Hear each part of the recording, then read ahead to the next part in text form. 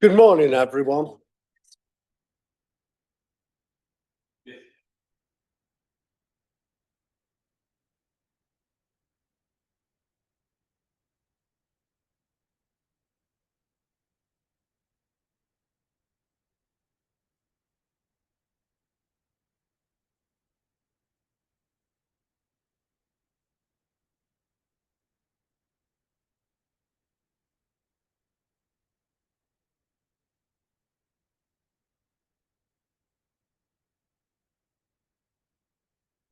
Sorry, the live stream isn't working at the moment, so just bear with us online. Thank you.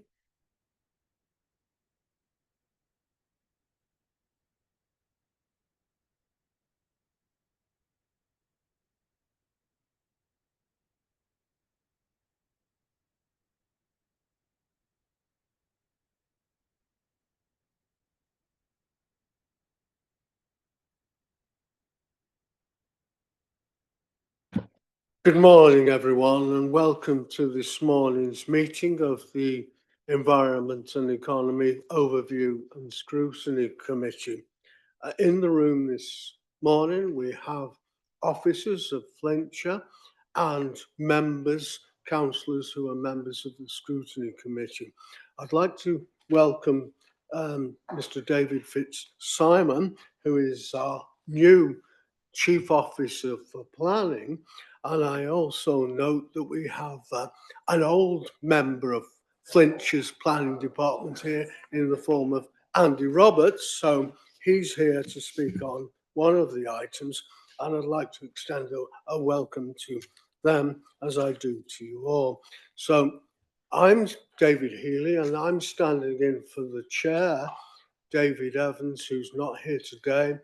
And so he's one of the apologies. Can I ask Margaret if there are any other apologies or substitutions? Thank you, Chair. So we have Councillor Mel Buckley substituting for Councillor Vicky Perfect and Councillor Sean Bibby for Councillor David Evans. Thank you, Chair. Thank you very much. And do we have any declarations of interest? Oh, Councillor Rose. Thanks, Chair. It's just a quick one under the HMO. Under that definition, my property may be classed as HMO in terms of it was split into 3 properties individually before 1991. Personal. Thanks. Okay, thank you. That will be noted then. Thank you very much, Councillor Rose. And as we go through the minutes, and between pages 5 and 8, I'll have to just get back online again. Between 5 and 8. These are minutes of the meeting held on the 9th of September. I'll go through them one page at a time for accuracy, and then I'll ask for somebody to move them as a correct record. So we're looking for accuracy on page 5, page 6, page 7, and I think page 8 is blank. So would somebody like to move them as Councillor Cogan and seconded by Councillor Richard Lloyd? Those in favour of them being a correct record, thank you very much indeed. So now we move on to the forward work programme and action tracking. Margaret. Thank you, Chair. So the next meeting is on the 11th of November. And as you will see, we already have quite a busy agenda for that meeting again. There is a couple of additions. There's going to be a report on the National Park coming onto the agenda in November, and an additional report from Alex Ellis is also likely to come to that meeting. But we may need to move around some of these items. Oh. Can everybody hear me? Because I have a green light flashing here.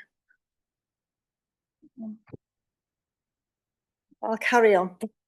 So that's November. Then we have the December meeting, January, February. There's quite a few items on the December meeting as well, but we may look at moving some of the November items if we can do to that meeting. The Connect to Work report, that's due back to us when it's been fully costed for pre-decision. And the 30-mile-an-hour update, that's also on the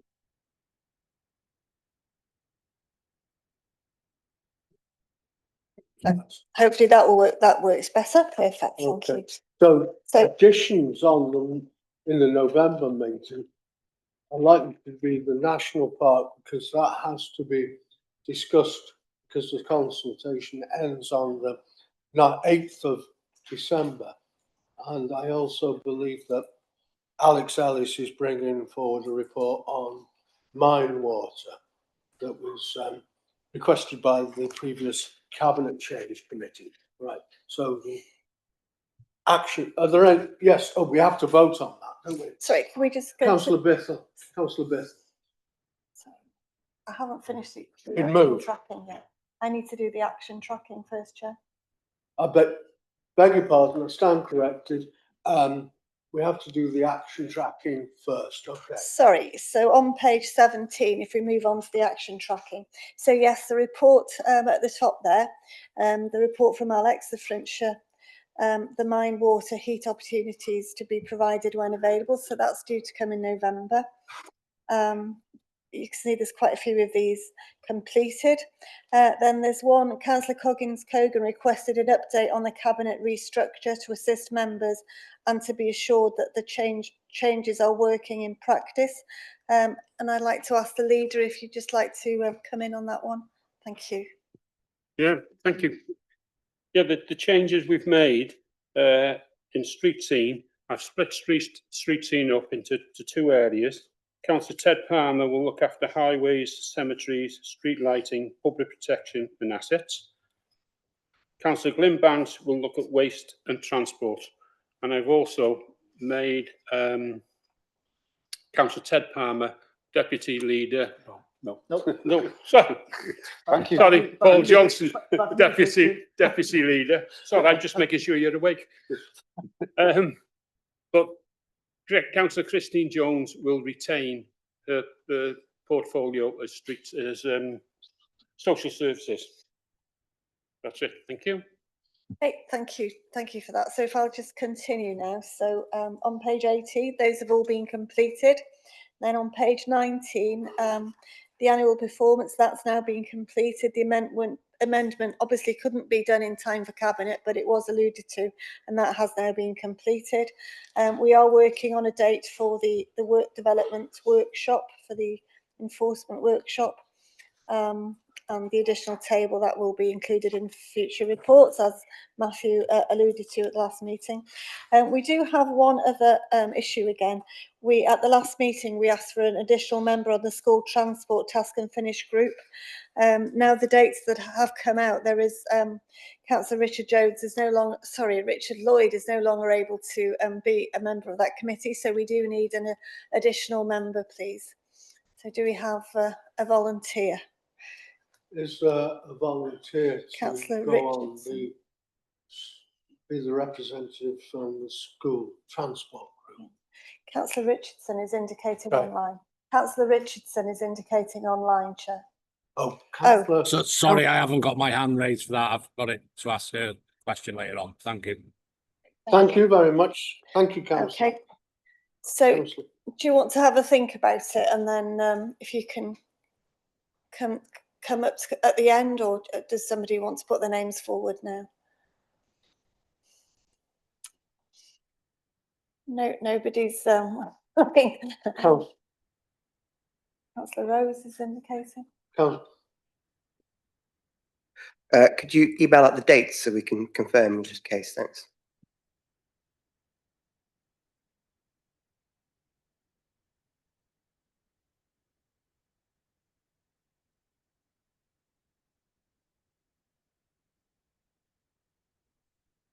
So now someone to move acceptance of the minutes from the forward work programme. Councillor Bithell, seconded by Councillor Pears.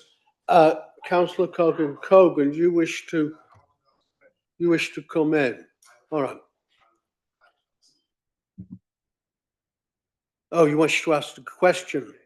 Yeah, and you said you'd come back. Could we possibly have the strategy for public conveniences brought forward? It's stated for the 13th of January, but as you're well aware, of course, there are issues regarding the proposed closure of toilets in Talacra, Holywell and Mould, and that's very critical. It's raised a great deal of concern locally and in the county. And by January, whatever happens, there'll probably be a fait accompli by then. I think we need to perhaps have that discussion before that decision has to be made, and the sooner the better in that particular instance. So could that be possibly brought forward, Chair? Because, as I said, it'd be a bit superfluous, I think, discussing it in January. That's the first question. I want to ask another one, if I may, please.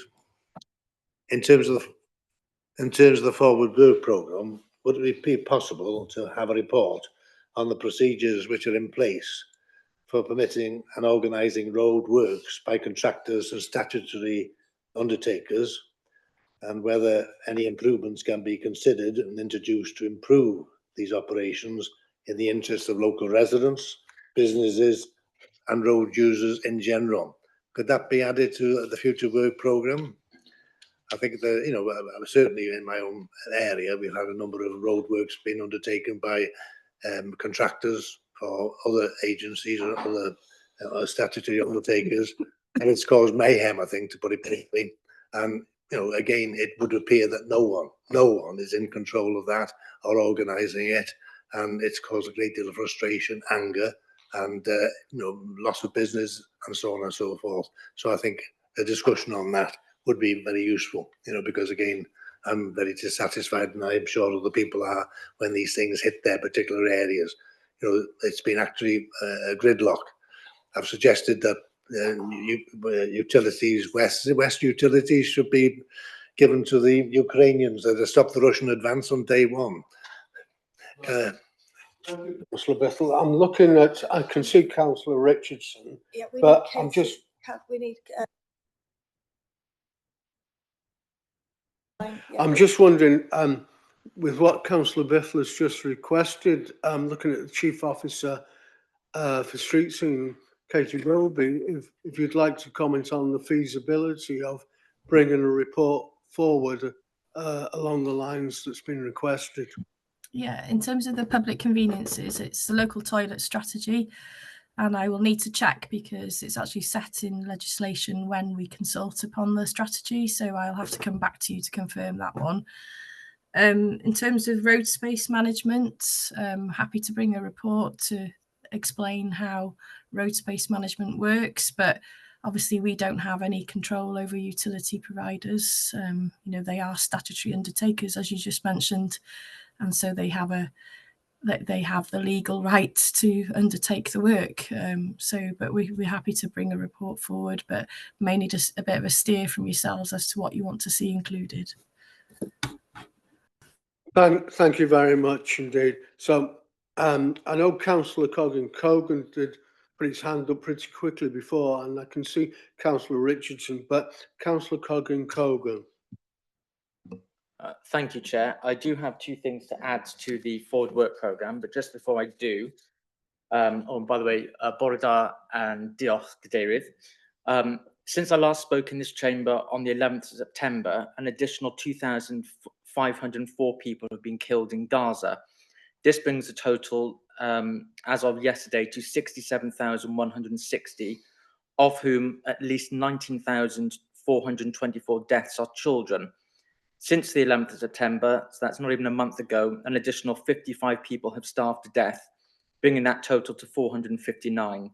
That includes an additional 13 children in that time period who have starved to death, bringing the total to 154. Last month, on the 16th of September, the UN Independent International Commission of Inquiry found that the Israeli security forces have committed genocide in Gaza. The inquiry took into account statements by the Israeli government officials which had genocidal intent. Thank you, Chair, for your indulgence. I'd like to include. Moving on to the agenda. I'm on it now, Chair. Thank you. I'd like to include an assurance report from Street Scene on the recent issue that was in the media, made the national press, of a woman being asked for questioning who put a letter in a bin, it would appear. I understand that as an authority, we're not going any further. That's been reported in the press as well. However, I would just like to know what our criteria is for that type of prosecution in future, because I think the way it was handled does not reflect well on the authority. Also, I'm very grateful for the Chief Officer of Street Scene attending the call, because I know she's not feeling too good today, so I thank her for appearing. But I can give her the information that the legislation regarding the toilet strategy, it has to be reviewed every 2 years by statute within 1 year of local elections, and can be reviewed at any time. So it can be brought forward. There's no statutory prohibition on that at all. Thank you, Chair. Thank you very much, Councillor. So we've noted those points. I think it is desirable that we stick to the agenda, though, Councillor, if you know what I mean. Thank you. Oh, Yeah, I know that is itself, but I have no idea what Cogan's talking about, really. Something in a bin. It was the bin in mold or in pincher, or I have no idea how that. I don't. I can't see how that fits in with our agenda. we'll wait until Street Scene can offer a response, Councillor Bithell, and so I suppose that will clarify the situation. So now we move on Can we to. bring in Katie on? Oh, sorry, Councillor Richardson. Thank you, Chair. It's just a quick question. I'm still learning as a new councillor, but we did have a nice on the full planner and the action tracking about car parking charges in Webber Park. Now I understand it is quite local to where I'm a councillor. How do we go about to ensure that that's put back on where it should be? Thank you. Thank you, Councillor. So is there any response to that? Councillor Palmer, are you wishing to respond to that? Thank you. Yeah, thank you, Chair. I had a meeting at Wepper on Friday morning, myself, Councillor Crease, and members, Chief Officer Tom Wood, all our members of the fishing club. And we've got a meeting on Monday to discuss a way forward. Thank you. I'd like to bring in the Chief Officer for Street Scene, see if she's got any comments on it. Thank you, Katie. Thank you. If this relates to the issue that hit the press over the weekend, I don't want to go into any individual circumstances, but I'm happy to bring a report back on fly tipping. It has been about 18 months since we previously brought a report on fly tipping and how we approach fly tipping. Just to give you a brief overview, there was no prosecution at all of this individual. We were making inquiries, and the individual was invited in to answer questions as to why the name and address of that property was found within some waste that had reportedly been fly tipped within the public bin. So, as with any reports or complaints of fly tipping, we're duty bound to investigate it, and we did so. So I can't really comment on the individual case, but it was all certainly after questioning the case, there was no case to answer, so no action was taken, and it was all resolved amicably. So I'm not sure why it does seem to have been blown out of proportion in this case. Thank you very much indeed, Chief Officer. Thank you. Councillor Pearce. Right, thank you, Chair. The fact it's been brought up and the Chief Officer is going to bring a report back on fly tipping, perhaps we at that meeting could have a clear definition of what fly tipping is, because on a regular basis we know that the council leaves stuff behind on the road, and can we clarify if that's classed as fly tipping as well. Thank you. Thank you very much, councillor. So we're looking for a definition of fly tipping. Okay, thank you. So if there are no further issues related to the forward work programme, then I'll move on to agenda item 5 and invite initially the Chief Officer for Planning just to introduce the speakers with regards to the local development plan. Thank you. Thank you, Chair. You'll all be familiar with Andy Roberts, and Andy has very kindly agreed to join us today to give the latest update on the AMR. So over to Andy. Thank you. Thank you, David, and thank you, Chair. And I was going to say it's really nice to be back, but I'm not actually back, so don't get too excited or otherwise. It's really good to see everyone here, though, and I think that's the main sentiment I wanted to relay. I'm here on slightly sad terms as well. It would be Adrian Walters, your policy manager, who would be assisting you with this report, but Adrian has recently lost his mum. The funeral was last week, and as a consequence of losing his mum, it's also exacerbated some ongoing health issues. So he's quite rightly taken some time away.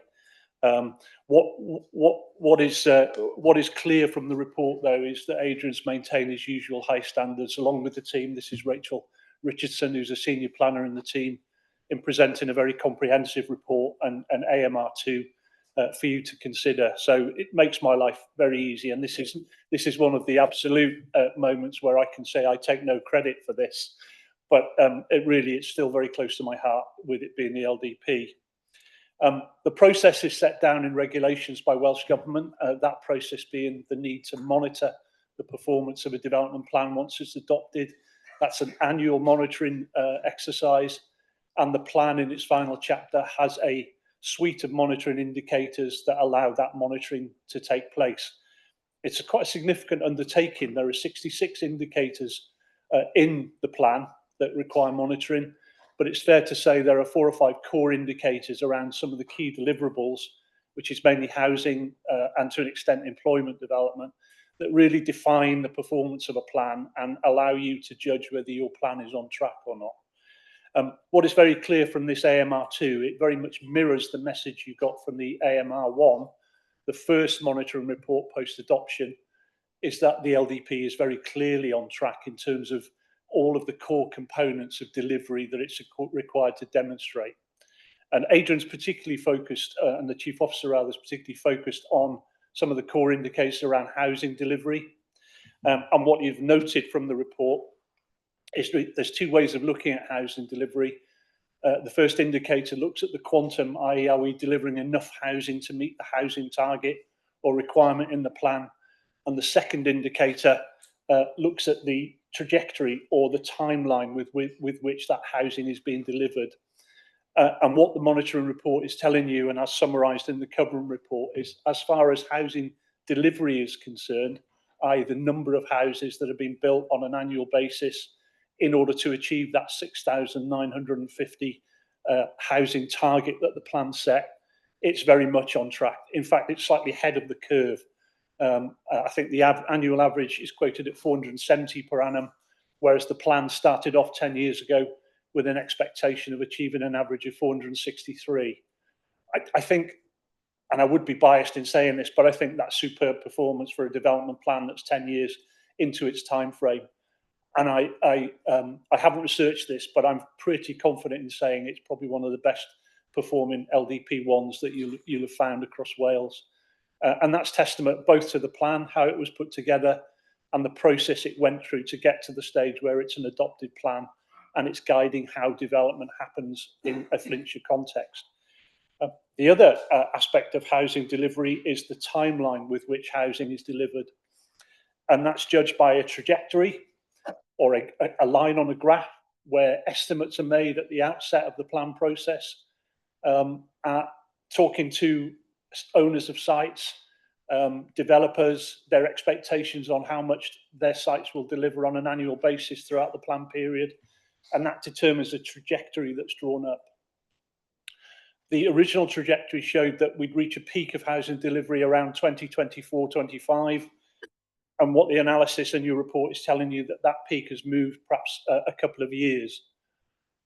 The main thing that the report tells you on the timing of delivery is that all of the housing will be delivered by the end date of the plan, and there is more than adequate supply to deliver to the timeline that's now set up in your annual monitoring report.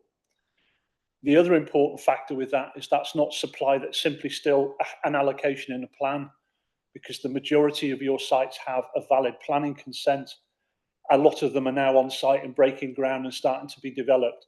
And that's the best indicator I can actually give you as members who've been involved in putting this plan together, to actually see that development coming forward. The plan is doing exactly what it says, if you like, on the tin.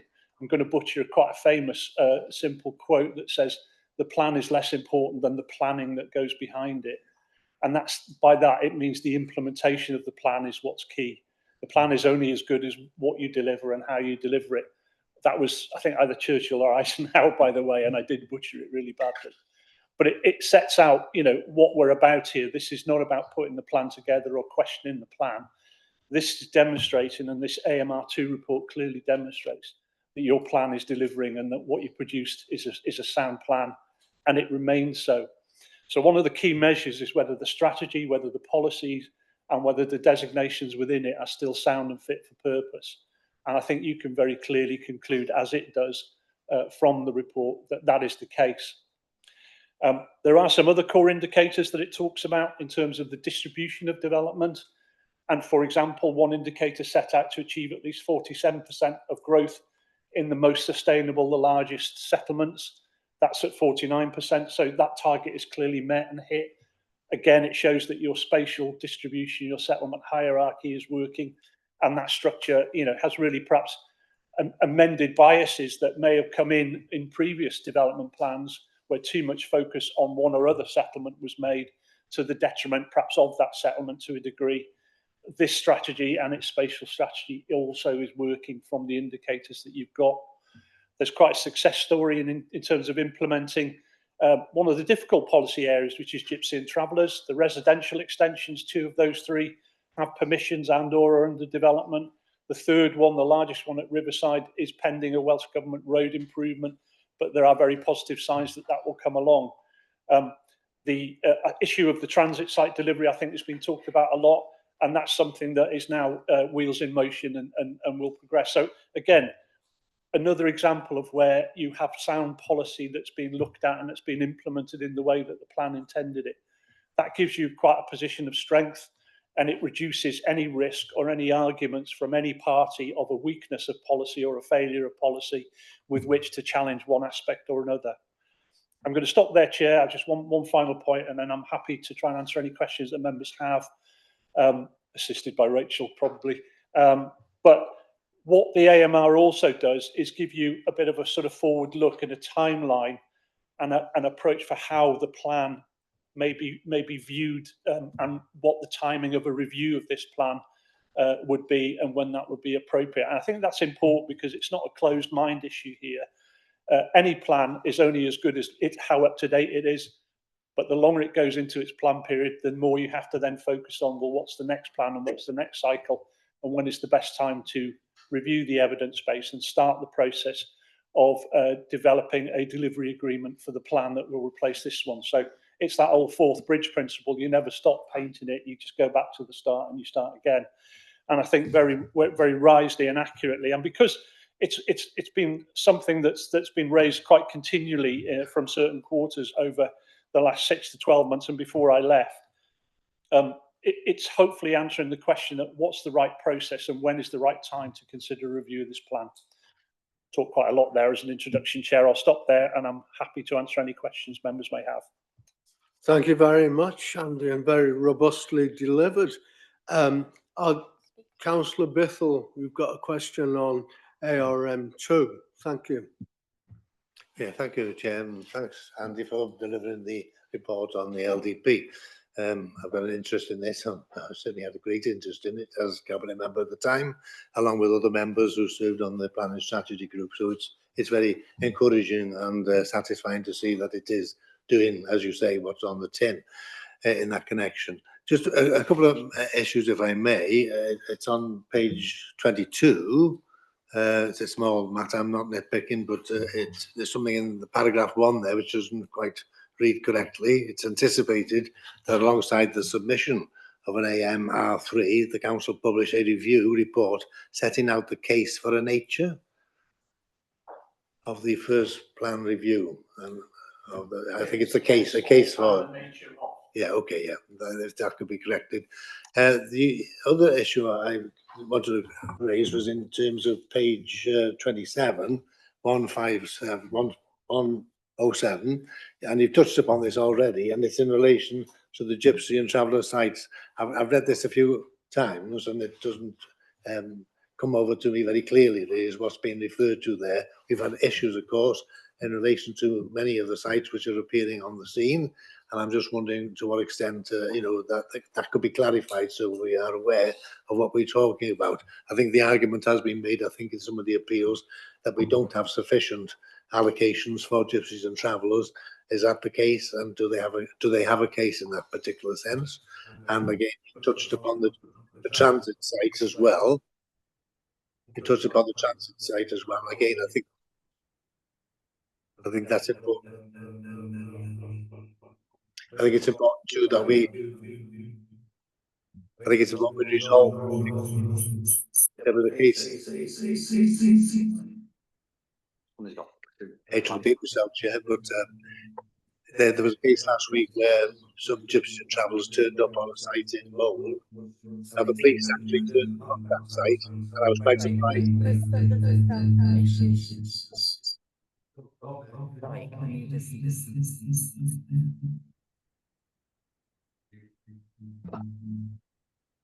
The police don't normally get involved if a local authority doesn't have a transit site.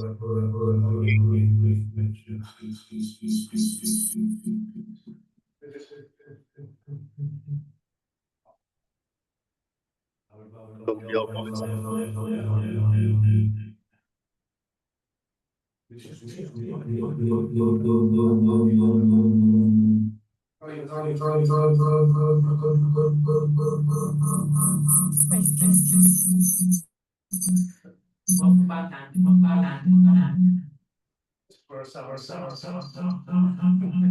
I think I'll have to propose an adjournment. Yeah? In view of the circumstances, I'm going to propose an adjournment for 10 minutes. So the noise sorts itself out. Because this is just open work.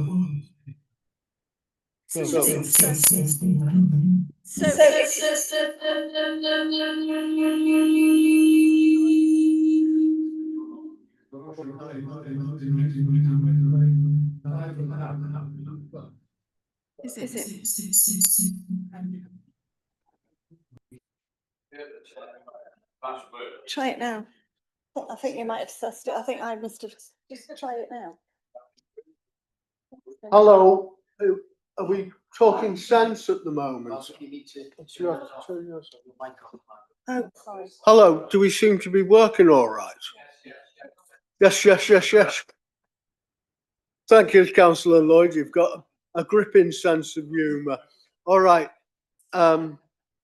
Councillor Bethel.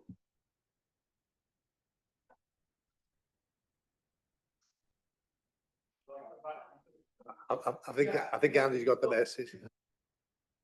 Right, here we go. How's that? Yeah, good.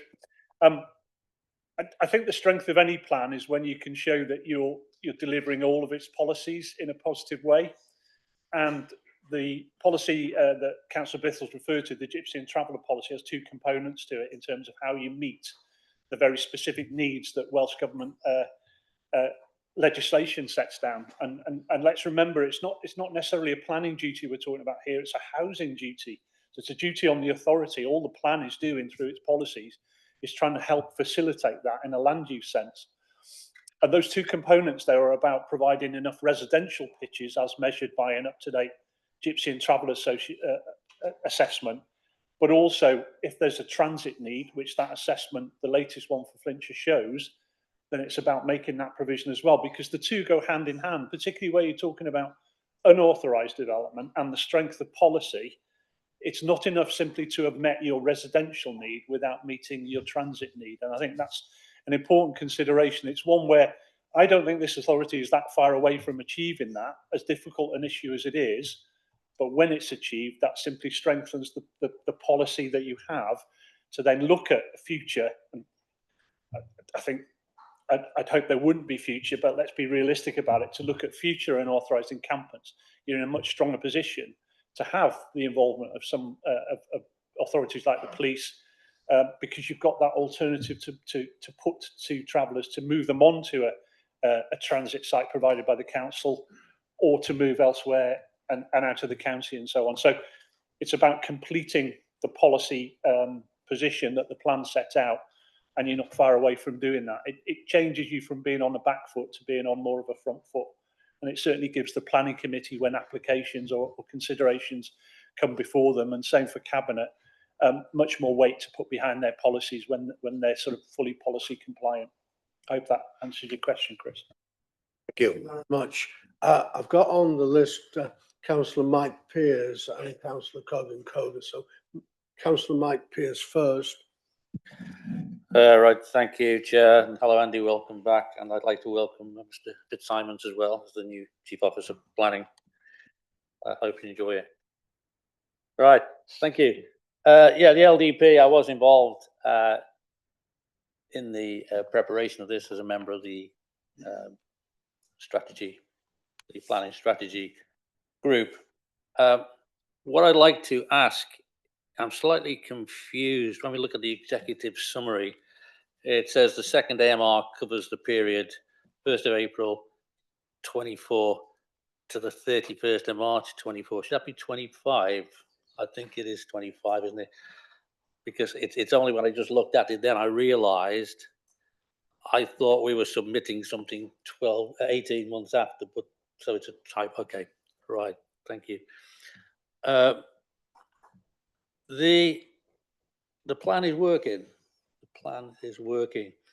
Recently, or rather, not recently, just over 12 months ago, I was involved in a planning appeal with Pedwa, where we were resisting a speculative development on a site that within the local plan was a principal employment site. The speculative housing development sought to try and undermine that, but I'm pleased to say the inspector stood firm and said that Flintshire has an adequate housing list in its allocations, and that even though it wasn't being developed and there was no particular interest at that time, the inspector said that the development will stay, the employment site will stay, and the housing application was refused. So I think with having the plan in place, it does work. Members will know that those particularly on the planning committee will know that previously we had a lack of a 5-year plan, and we had TAN 1. The area where the council next to me lives in Pennaford was under siege from developers, and what we see now is an area that has had its fair share of housing. The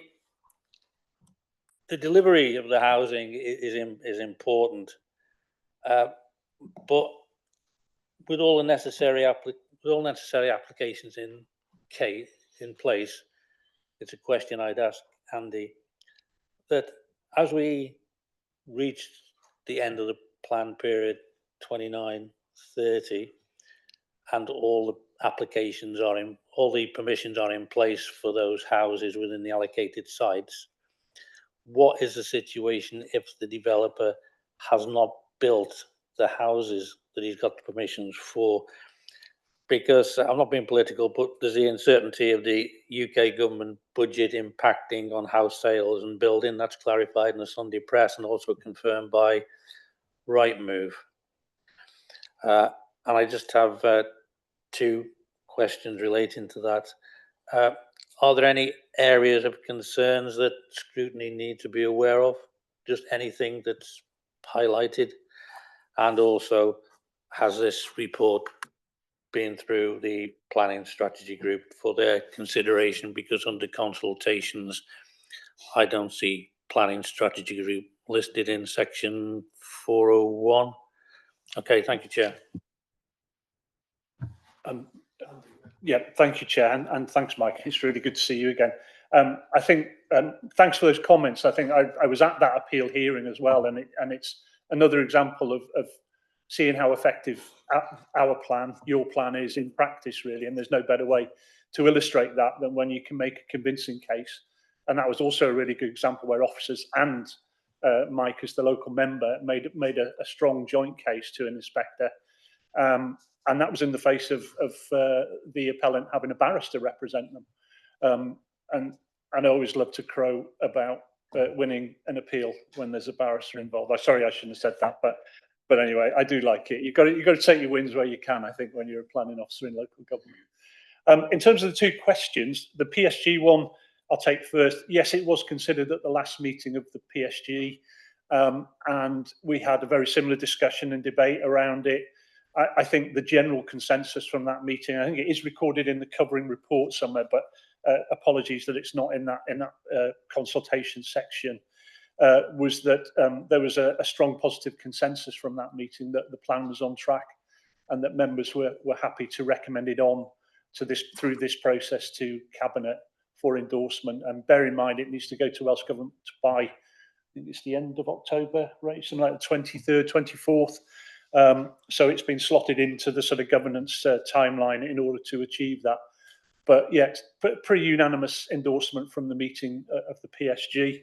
In terms of concerns and so on, from my reading of it, and I think if you look at the detailed report where the colour coding is used, there are very few amber flags. There are no red flags in that report. They're all green or yellow, and that just visually tells you that against that suite of monitoring indicators, there's not a lot of issues currently.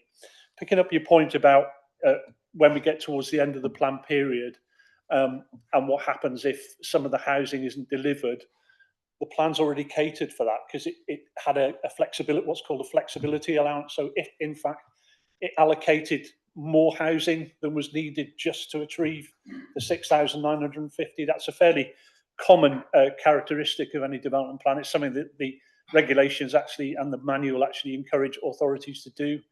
I think our flexibility ended up around 8 or 10%. So that ensures that the housing target or that housing figure will be delivered. And I think the comfort you should draw as members as well, and from the work that your planning committee have done, is that a lot of those large allocations in the plan now have a planning consent, or the final couple are in the planning system awaiting approval or the signing of a section 106.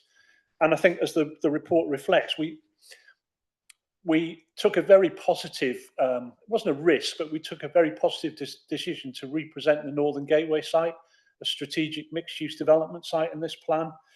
And I think that decision as a council has more than borne fruit, not just from the housing that's been developed there, but from the mix of uses, the significant employment development that's gone on.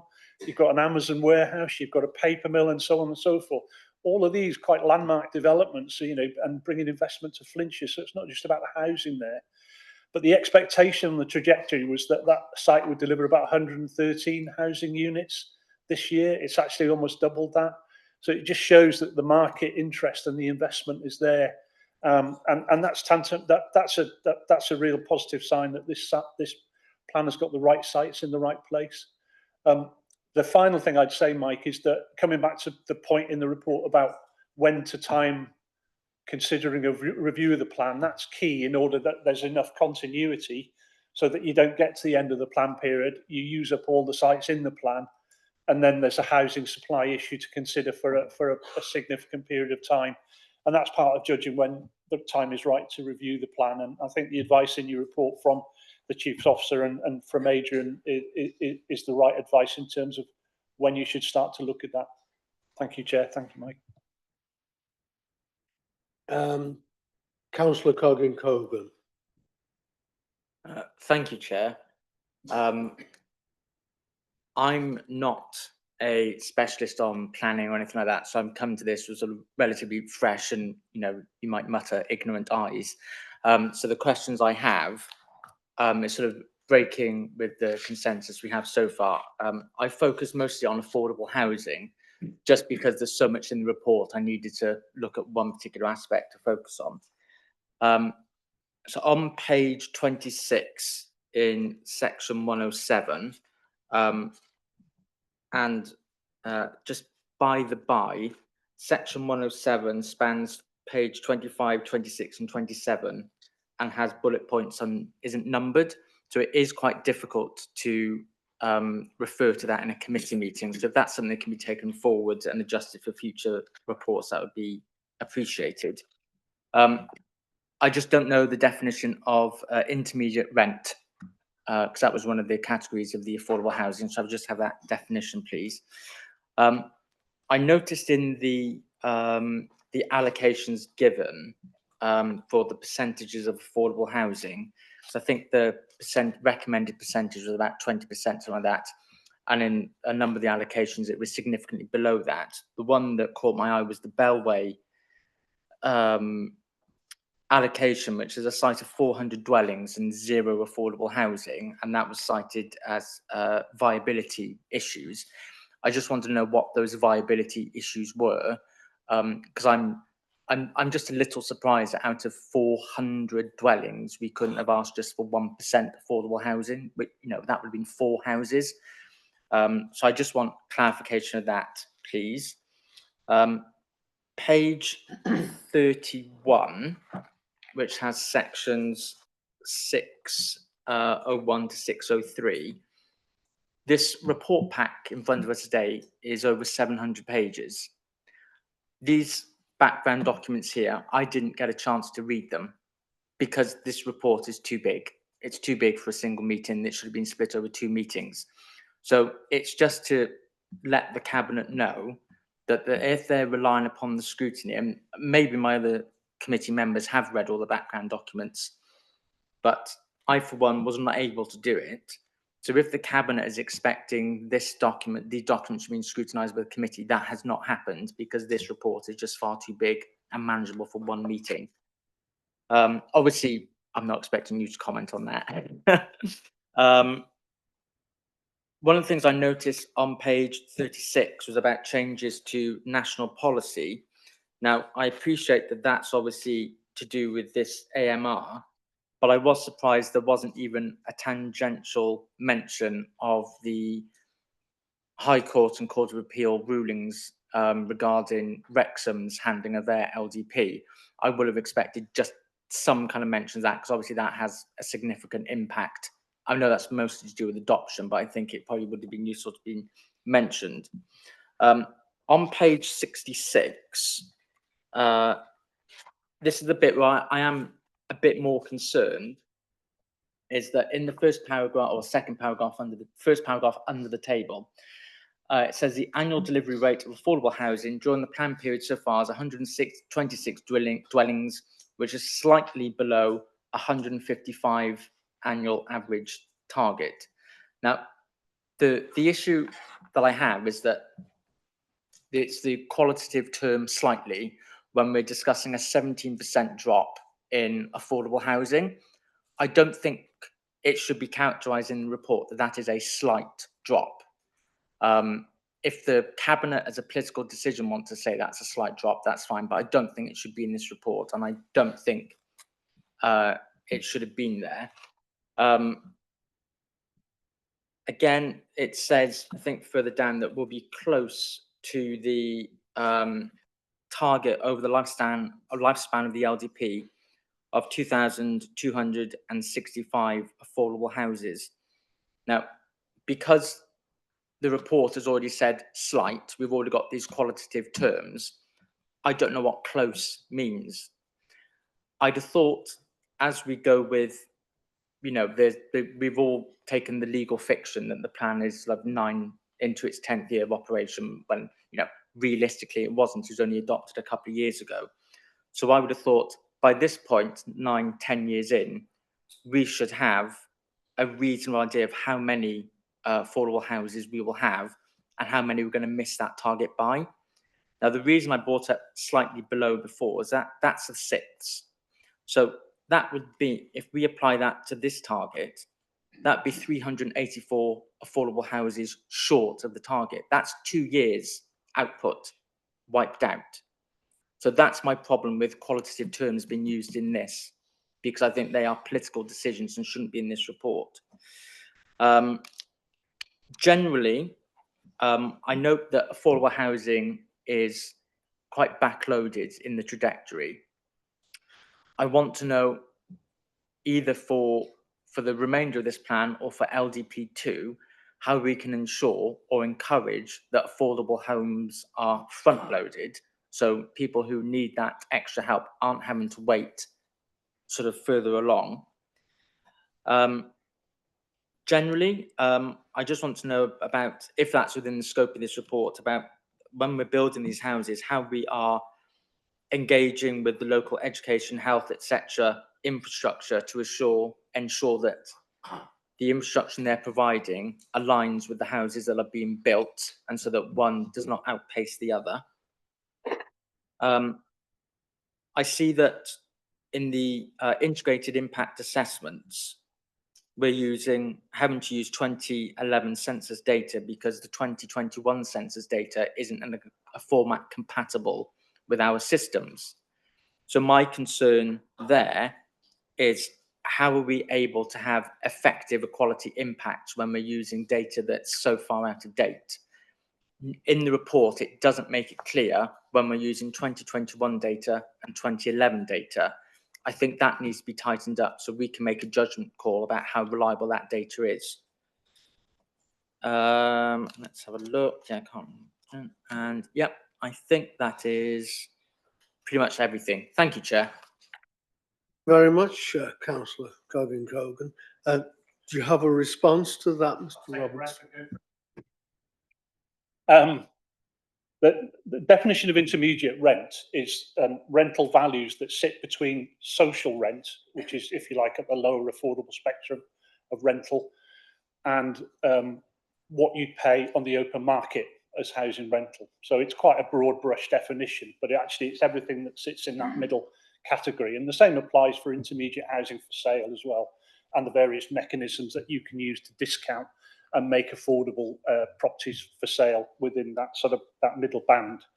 I think your second point, you started talking about the percentages of affordable, and I think you quoted that we've only achieved 20% or lower. That's not a correct reading of the policy. It's actually the other way around. This plan, from my recollection, is one of the first plans in Wales that's achieved 35-40% affordable housing on developer-led side. If I misheard you, I apologise in advance. No, that's not correct. It's that it says that we are slightly below, and so we're currently 17% behind the number where we should be in the plan.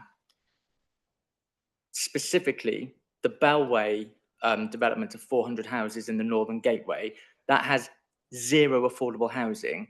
Now, the target that we're meant to work towards is 20%. I've seen other developers in the same area go down to some 9%. Hobbiton's are 9, 10, 11%. Fine. 0%. I wasn't involved at the time. I do think it's staggering they couldn't even get 4 houses. So it wasn't that. It was just discussing that we're behind the target and that we're calling it slight.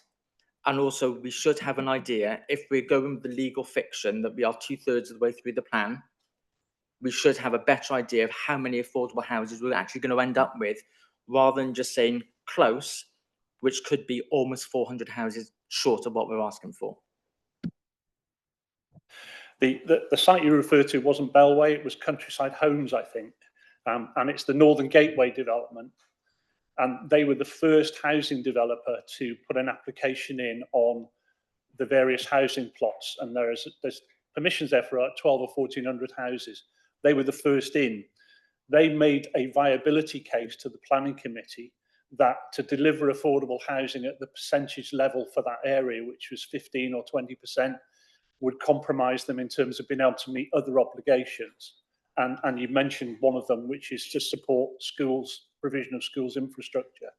So there was a balance to be struck between what infrastructure could be afforded and could be brought forward as part of the planning consent on the first application on that site. The proviso that was bound into that first permission was that a viability to deliver affordable housing would be reviewed with each subsequent plot and application that came in from different developers. We now have 5 housing developers building on that site, and the average housing delivery is now up to 20%. So that site actually now, as opposed to from inception when the first housing application that you referred to was submitted, is now delivering the overall average that that site was meant to deliver. We've even had housing associations over the whole site. That's what I'm talking about. It's 20% affordable housing across the whole site. So it's actually met its planned target, but it didn't meet it at the outset because it's such a large site and there are some significant viability and economy issues.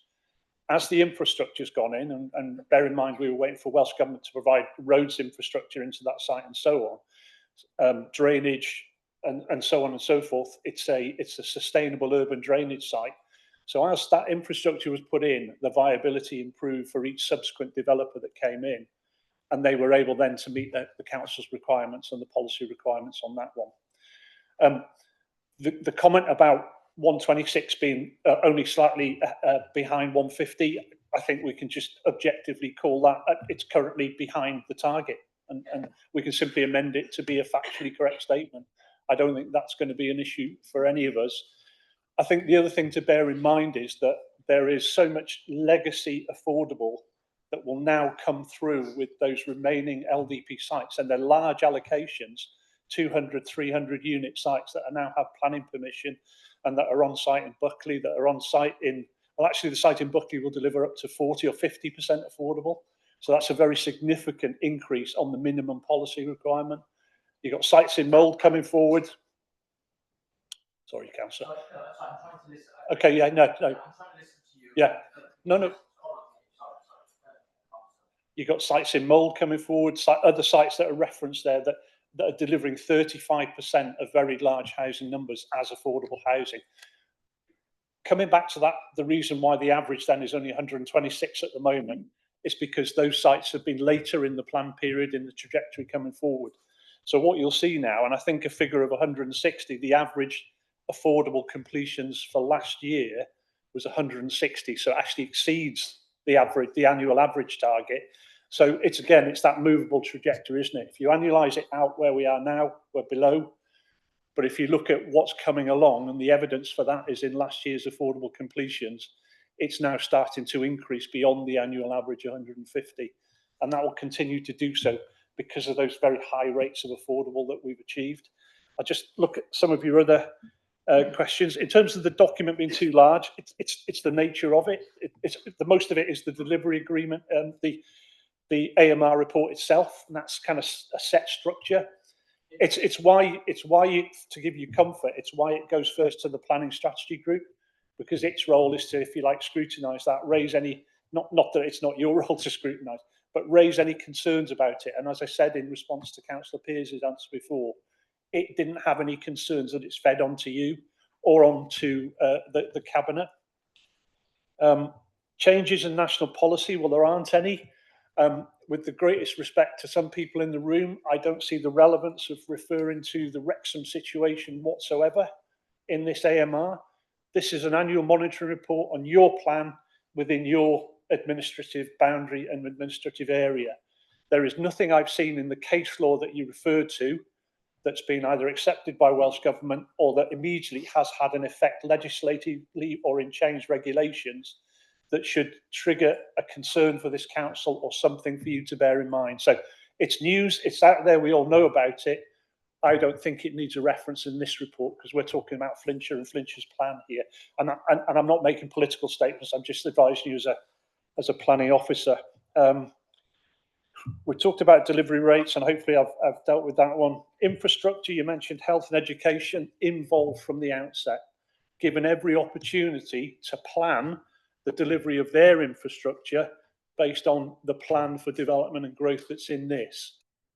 Whether they've taken up that baton completely, and I certainly think education colleagues have because they're part of the council, they're part of the authority, we have very specific policies that where there's an education impact from one of these sites coming forward, then the developer will pay contributions to the education department to increase the capacity or the facilities at the nearest affected school. And that's been the case with every site, bar perhaps that example I quoted from Northern Gateway and that first original one. I think that's it. Remind me if I've missed anything, Councillor. I think the census data is what it is. It's 10-year data. It comes out 4 years after the census date, and it's the best we have to use. It's not ideal, and it's not that up to date. And I think that's all I can say on that one, to be honest. Thank you very much, Andy. You wanted to come back on that one, Councillor Cogan. Right, okay. Thank you, Chair. I'm grateful for the explanation about the social housing. That's interesting.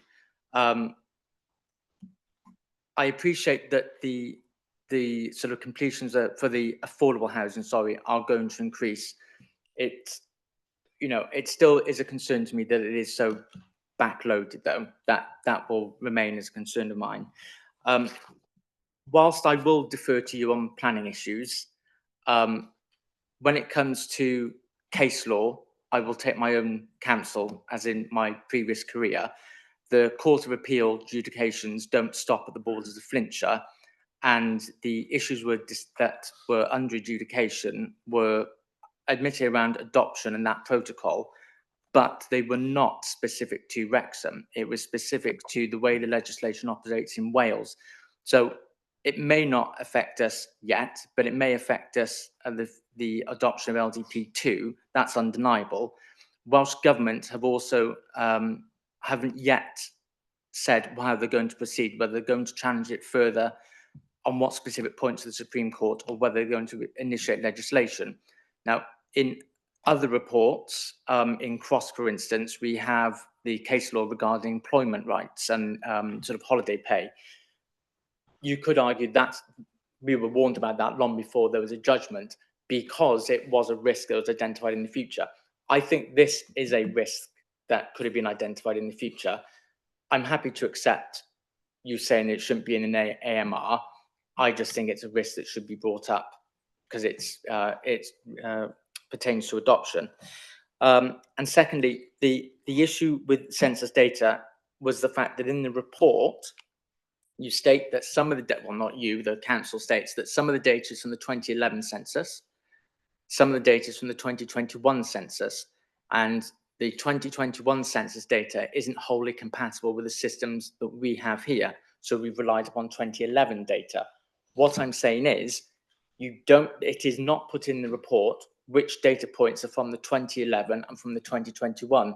So as a scrutineer, I don't know the reliability of the figures because I don't know if they are 4 years old or 14 years old. And I think that is a concern for the committee. Thank you, Chair. Thank you to the officer. Accept that last point entirely, and I think that can be easily addressed. I certainly wasn't, because I'm not a lawyer either, trying to lecture you on the significance of the Wrexham case. I was simply putting it in the context. This is an annual monitoring report on the performance of your plan, which is a legally adopted plan. If it's a risk, it's something for this council, I believe, to take account of when they trigger the review process. And that's when, in terms of a risk assessment of the next plan, it would be more relevant to consider what implications have flowed from that decision that relates to Wrexham. That's all I was trying to say. Thank you very much. And move on to Councillor Wakelam. Thank you, Chair. Welcome, Chief Officer. Welcome back, Andy. Reading through all this, the plan's working. It's hitting most of its figures here and there. If you go to page 28 of the section 112, I just want to make sure that we're confident on all of those. As Councillor Pearce said, my ward was, well, it's twice the size now. We're confident that post 2030, we will have protection for the whole county still. And that I'm not going to be in the same, there's still 30 candidate sites in everybody's back garden was thrown into the LDP to try and get built on because of what happened. I just want to make sure we've got protection after 2030 and we're not just going to,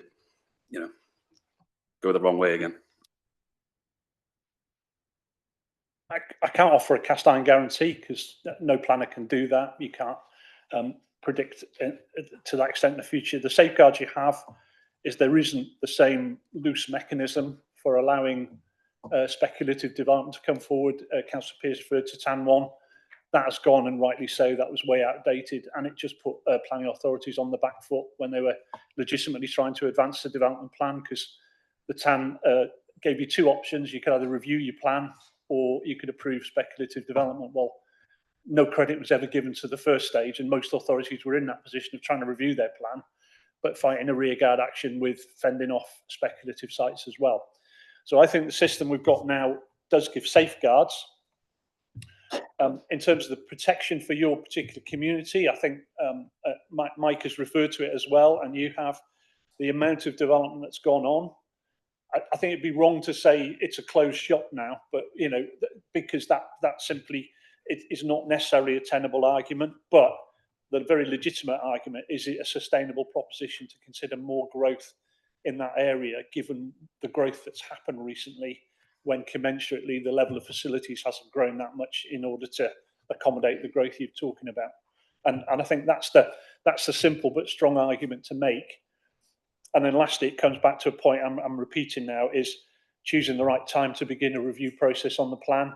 One of the early stages of that will be a sort of candidate site, a call for sites, inevitably land in and around most settlements, and I'm not excluding yours, will come up, but it allows the council to judge early on where the land and development pressure you're going to be.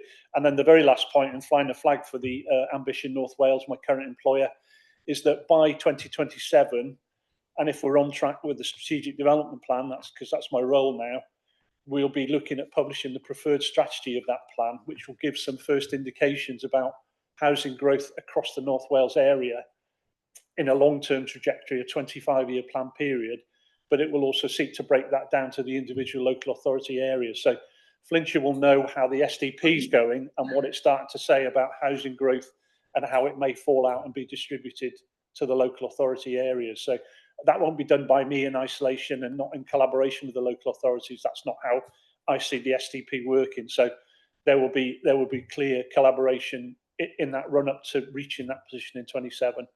But it's just another milestone in that last section that's included in the report about when's the right time to review, what's the most relevant information to use to inform where we go next, where we put the safeguards in, how we find and distribute housing, and how much that is in a Flintshire context.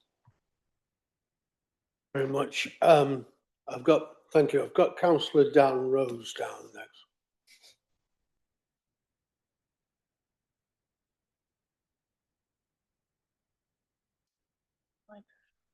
Oh, sorry. Thanks. Andy, nice to see you again. I think some of the questions you've already answered have let me cross off a few things, but there's a couple of points similar to Councillor Coggins-Cogan. It was a technical read that needed several copies to go through, and I appreciate having the physical copy of the LDP to reference the policies. Starting with page 15 of the report, that we mentioned that the phosphates, the decatchment. When it first came out that there was headroom, that wording was quite worrying because it didn't say, "Yep, this is great, it's fine to do." It was, "It's not that good. You may as well put it through now before we try and fix the issues," is what I sort of interpreted it as. With that obviously being revised as we go forward, like other revisions have happened, does that post date, does that revision that's going to happen as they review those impact the LDP in previous history? And which are the section 6, which public body would have that as a failure on their 6 and 6 reports?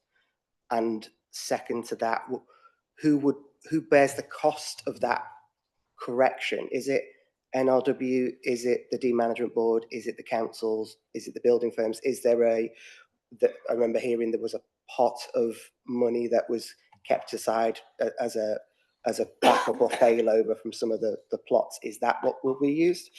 A key question would be, what are the consequences if we don't hit the targets in the LDP? Is there fines that come afterwards, or is it just we failed? That was one of the queries I had, which hasn't come up anywhere during the process. And then similar to Councillor Ogden, the affordable housing, the new LHMA report, I struggled to sort of get my head around, because it says there that we don't have the ability to change the ratio in the LDP, but it says we need an additional X number of houses over the first 5 years, which totaled just under 1,900. Is that, in terms of is that the timeline of building, or is that at the end of this plan, we're still going to be that many short? That's the bit I couldn't really clarify from that. And then again, if we are that many short, does that change the impact ongoing throughout this plan if the more willing to accept speculative and windfall sites to hit those targets if that target is not hit? I think that's my question. Thanks, Andy. I'm going to need some clarification on the first one, because I wasn't quite clear when you were referring to revisions or something new coming along and how we build it into the LDP. What is that new thing you're talking about in terms of phosphates? So in terms of that, the Denutrient Management Board have said they're carrying on looking at plans. Presumably they will not only be looking at plans to correct, they will be looking at statistics as to how bad it's got since those developments, and what the changes are since that point. They can also look at improvements in terms of where development has had to provide mitigation as a consequence. So the Nutrient Management Board work is something that's gone on in parallel since the adoption of the Flintshire Plan.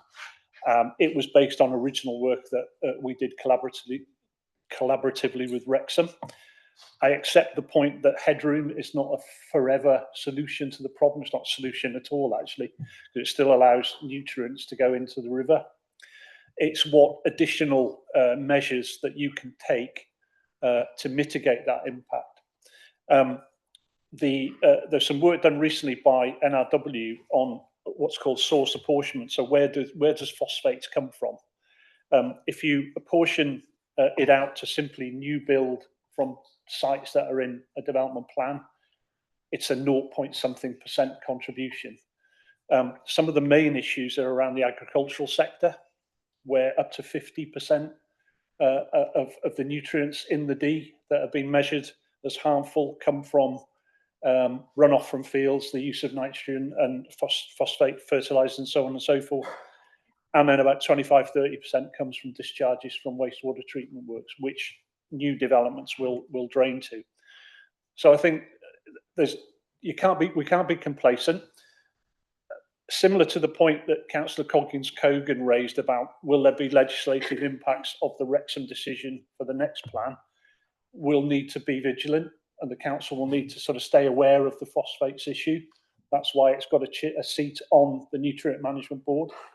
That work is being done in parallel to look at more nature-based solutions that developers can adopt.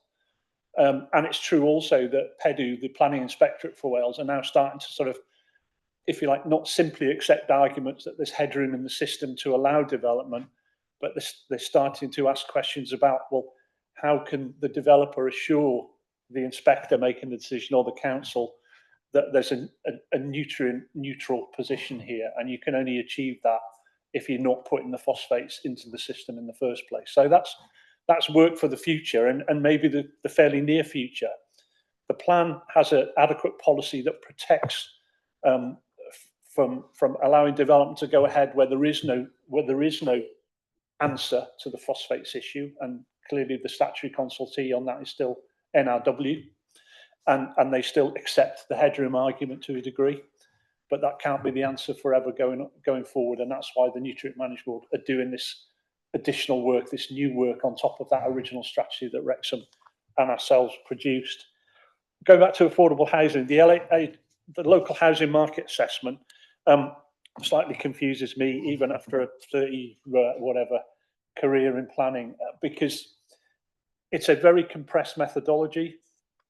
It only assesses need over a short-term period, 5 years, that's the currency of it.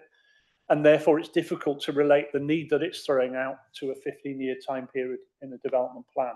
The two don't match up. So what you have to do is average it out in when we set a development plan target. I think the other thing to bear in mind is the LHMA has been updated this time by housing colleagues, and that's to drive a review of the housing strategy in terms of the delivery of various housing policies, including affordable. And the third thing I'd mention, it goes back to the sort of questions that Councillor Coggins-Cogan asked about affordable housing. Let's not forget as well that the development plan isn't the only delivery mechanism for affordable housing in the county. It can only deliver from new development, whereas we administer a very significant annual or 3-year rolling programme of social housing grant with the registered social landlords. And so that's part of the overall delivery of affordable housing and achieving targets that are either in the development plan for developers to help achieve a figure, or in the local housing market assessment, which is where the housing strategy and those other mechanisms come into play. I hope that helps with both questions.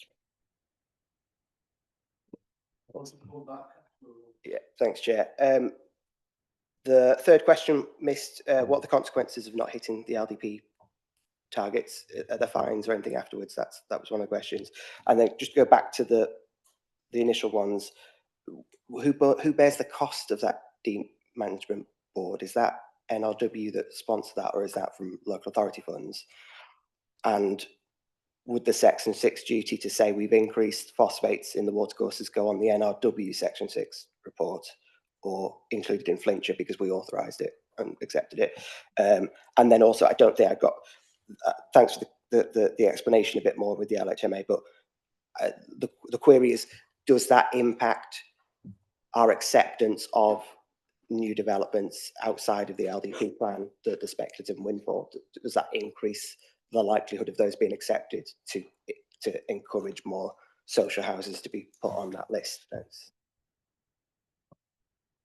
You'll have to remind me some of those, because you said there was 2 more points. I think there was 5 there. But if it's windfall, if it's affordable, and if it's an otherwise acceptable planning location, bear in mind that there are exception policies in the plan that allow 100% affordable outside of settlement boundaries, then we can legitimately consider that.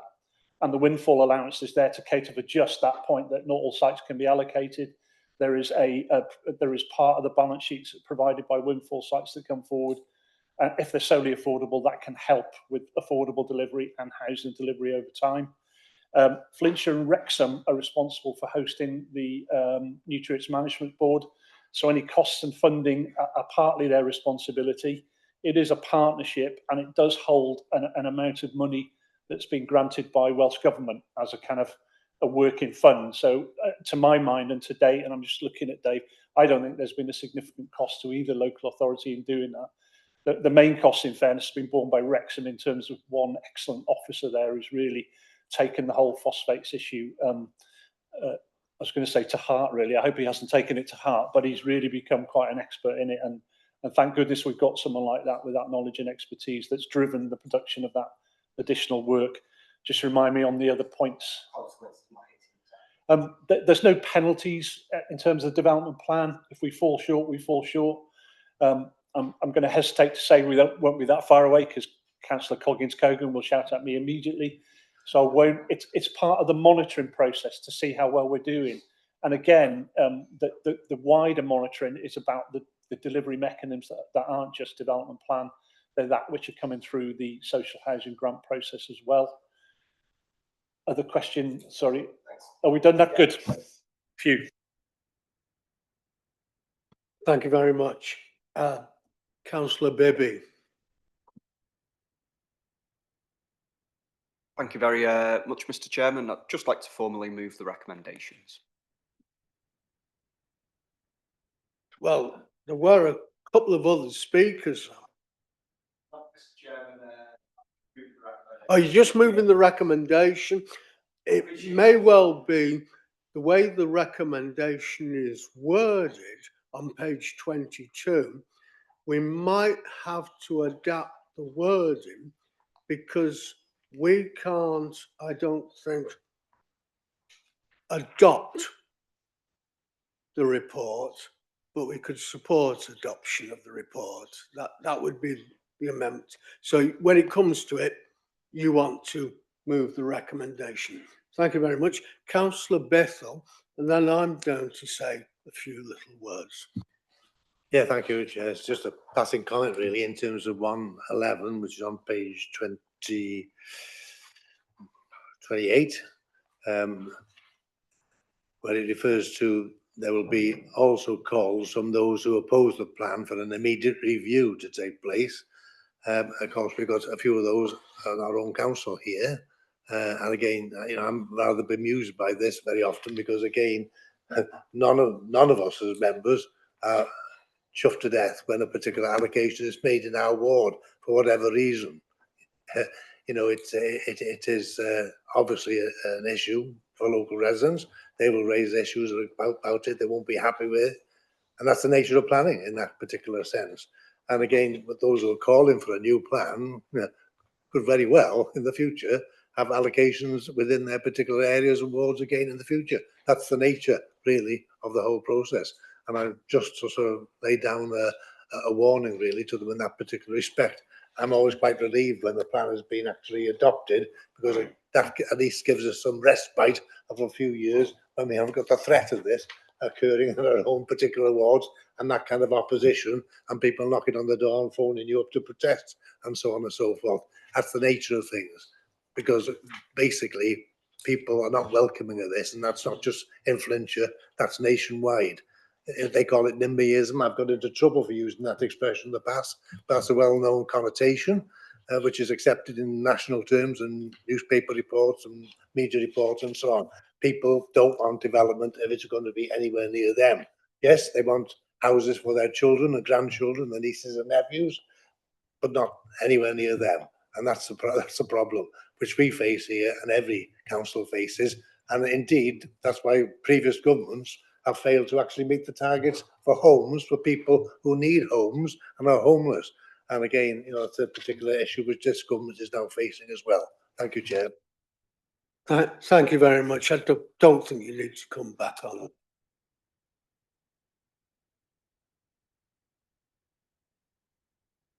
Thank you. I'd just like to come in myself when on the phosphates issue that was raised by Councillor Rose. And I'm sorry to be parochial, but I will be quoting a local example to me. But I think there is a concern, because I know there was a kind of, if I can be cynical, a wave of euphoria amongst planners when the various wastewater treatment plants received licenses, because the phosphate issue was holding up delivery of the LDP in some key areas and in delivery of the housing components.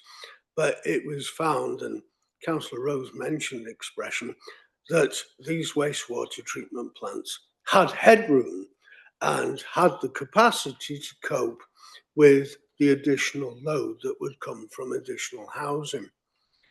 The problem, as I see it, is that there are cases where there are housing developments where that housing development doesn't have the hydraulic capacity to lift it to the wastewater treatment plant and has to deliver it to a pumping station adjacent to a river.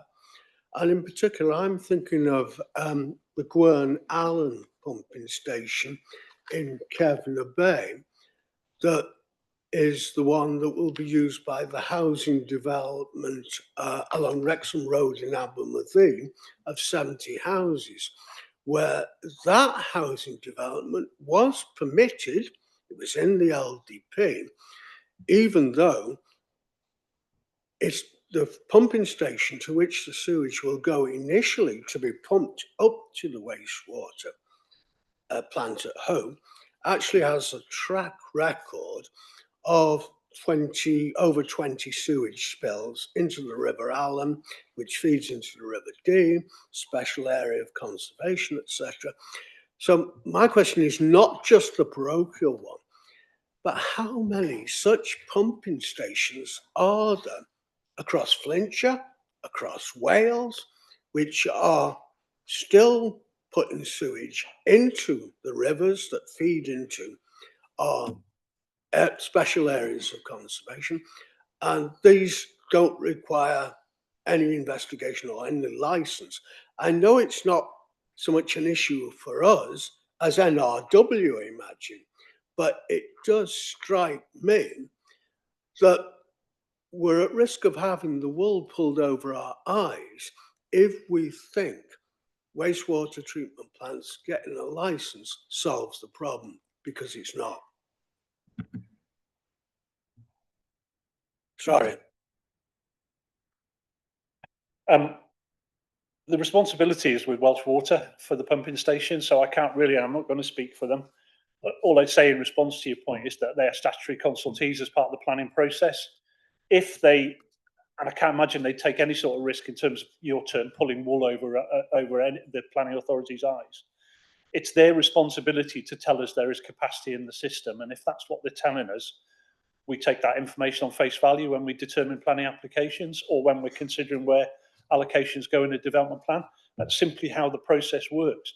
It's their responsibility to ensure that those spillage incidents are investigated and are put right, and that's where NRW will come in. If they're adjacent to a river, they're going into a river, it's NRW that have the powers to impose sanctions on Welsh Water for those sort of sewage events. I mean, it may be a subject you want to see if in the future Welsh Water and or NRW would come here to. As far as the planning process is concerned, if there is capacity in the system, and that's what Welsh Water are telling us, that's adequate for the purpose of then determining a planning application. Might not like it, but that's how it goes. It's the same on flood risk with NRW. It's the same with power companies. It's the same with schools capacity and so on. We have to consult a range of consultees. The information they provide us comes back and says there is capacity. We have to take that in as the planning authority on its face value. Yeah, I know it's a bit similar to I was just following orders. It's in that vein, really, which wasn't a defence in the Nuremberg trial. I know, but I'm just wondering if the issue of pumping stations, pumping water into sewage into our rivers, is an issue that should be brought to the attention of the Nutrient Management Board.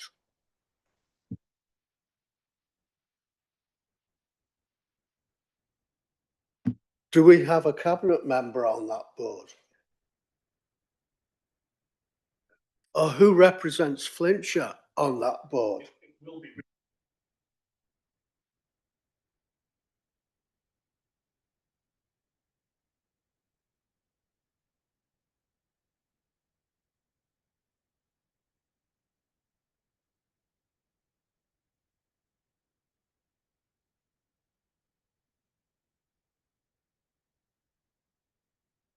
Right, I know I'm being naughty in pushing this one, but it is a concern. And so I'm going to ask for an additional recommendation that we request that the relevant cabinet member who is on the Nutrient Management Board actually asks for this as an agenda item, the issue of pumping stations putting sewage into the rivers as opposed to the wastewater treatment works, because they are slipping through the net. I think the issue of phosphates and the environment is important.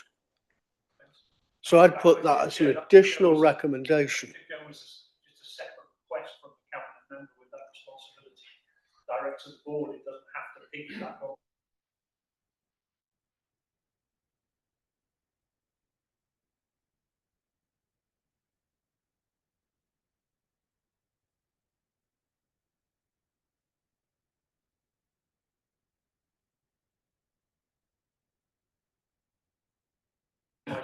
I'm quite sure if it were on the agenda, then nothing is going to happen that will alter the life of this LRP or will happen within the life of this LRP.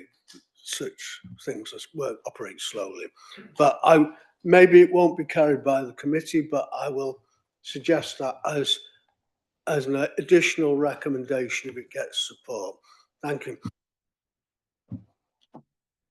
Councillor Richard Jones. Yeah, thanks, Chair. No, I'm more than happy to do that. There hasn't been a meeting convened of the nutrient board as yet, so I haven't had that invitation, but I'll certainly represent the view that you've made.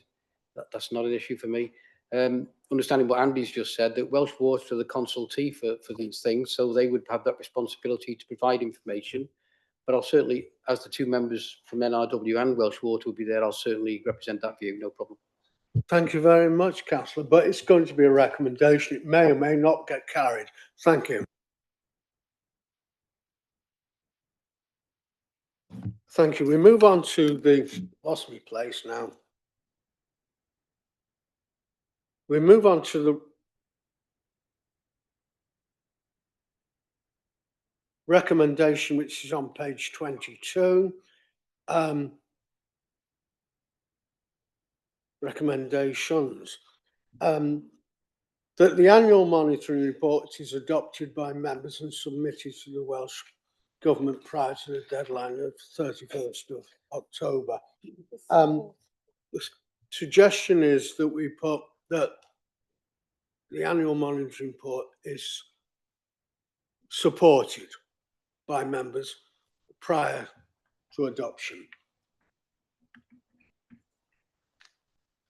I can't read that. Sorry, it's Councillor Richard Lloyd's indicating.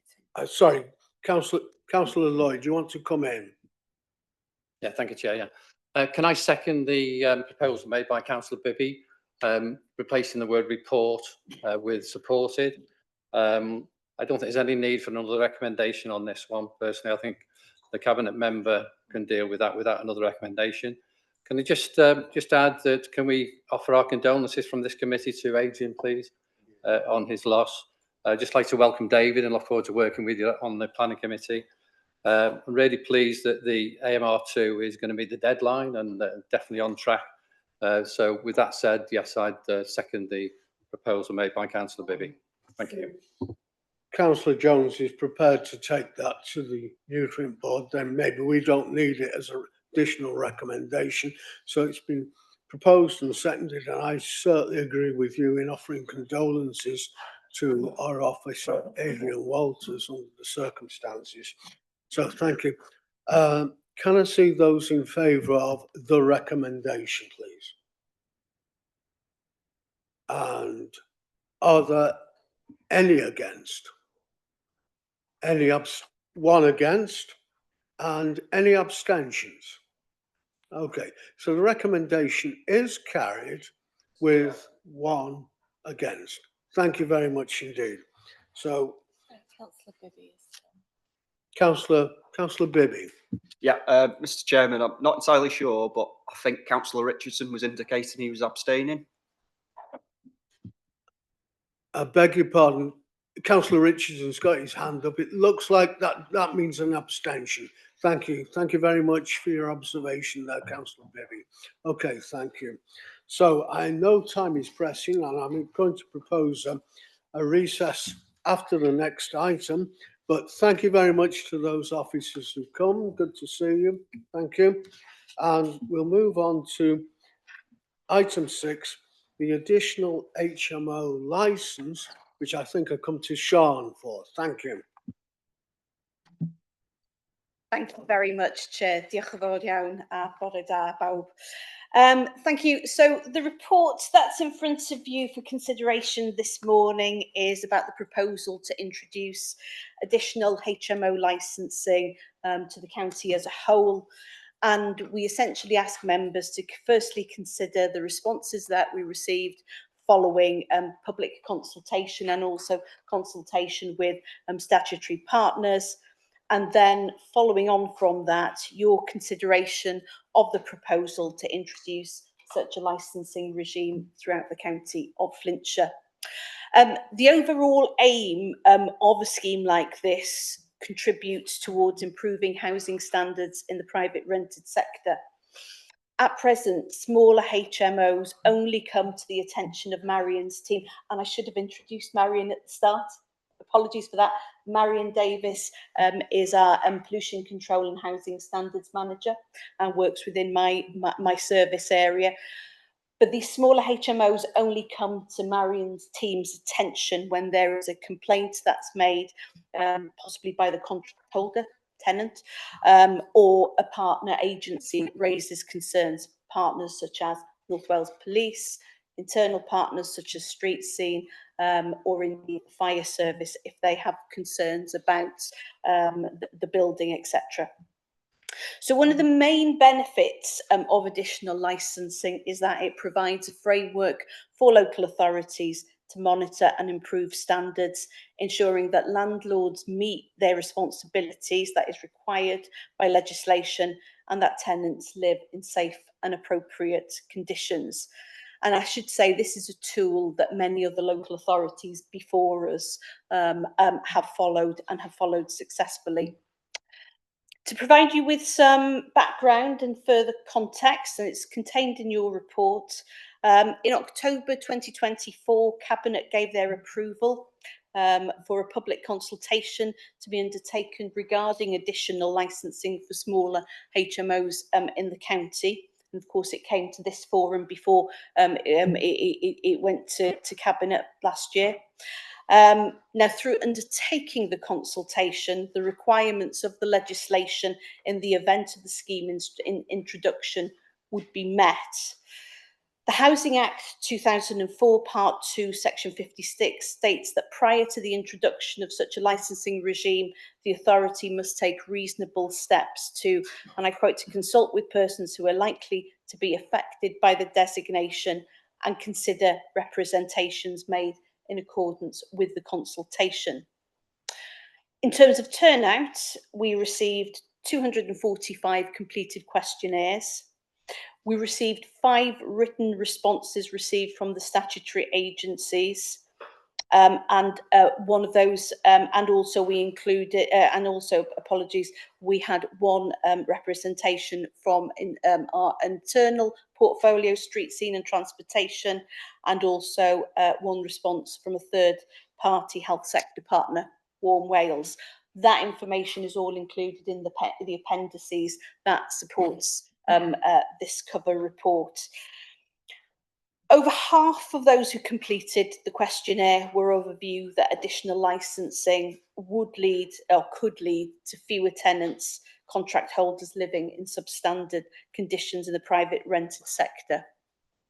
And when asked to what extent do you agree or disagree with the proposal to introduce such a regime, a total of 55.9% either strongly agreed or tended to agree. I should say that just over 5%, just under 5% didn't know. Partners, and hopefully you will review the responses that we've received from partner agencies, were very supportive of the proposal as is detailed in the back, and internally Street Scene have provided a very strong response in favour. Marion and I have also met with the Chief Officer for Housing and Communities and also the Housing Strategy Manager, who are both very supportive.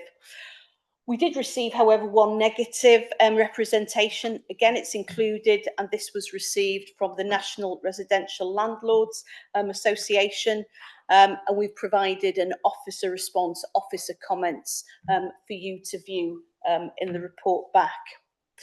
Overall, partners identified the likely benefits of contributing, the scheme contributing to improved management of the properties of this sort, potential reductions in antisocial behaviour, and also improving living standards and the well-being of contract holders. And if such a scheme is introduced, it would have to be renewed on a 5-yearly basis. So just to conclude, and then we're happy to take any questions, the introduction of additional HMO licences will enable Flintshire County Council to alter its approach to monitoring regulatory compliance to smaller HMOs. It will enable us to adopt a proactive approach, which means that there's dialogue at an earlier stage between landlords and also contract holders. And most importantly, by instilling the need to adhere to prescribed standards, it should improve the quality of this important housing sector in the county. Thank you very much. Diolch yn fawr iawn.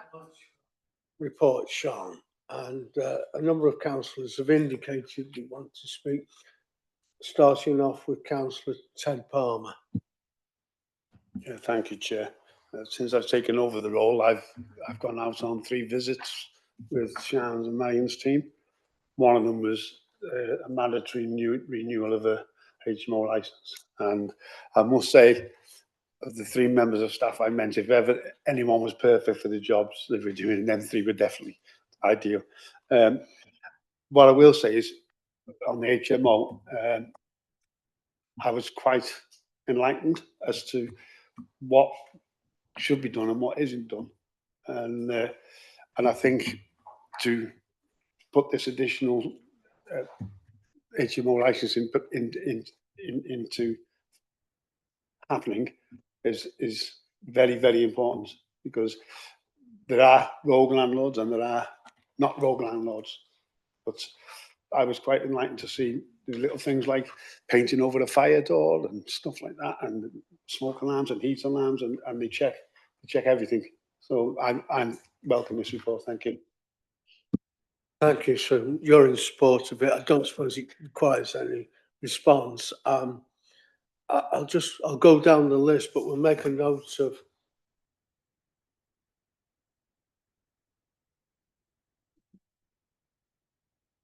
the additional people who want to speak. Councillor Mike Pearce. Thank you, Chair, and thank you, Sean. See you again. Firstly, recommendation 2 points us in the direction of paragraph 5.03 in the report. Can someone tell me which page that's on? I can't find it. It's the criteria, and it says it's in paragraph 503 of this report. I just can't find it at the moment. John? Sean, yeah. Apologies, it's the legal criteria, and you're correct. I'm very sorry about the numbering. We will address that, obviously, if it's moved and if it goes on to cabinet, but it is the legal criteria. And if we look, so here it would be under section 1.14, and that would be legal definition. Thank you for your observation, Councillor Pearce. Councillor Cogan. Finished, Chair. That was just my first opening. That was just a warm up. Yeah.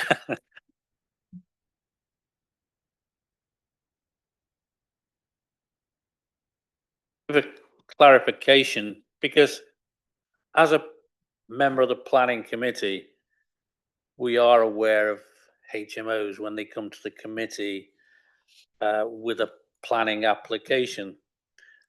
And as committee members, we look at all the representations before making a decision to approve or not. And we listen.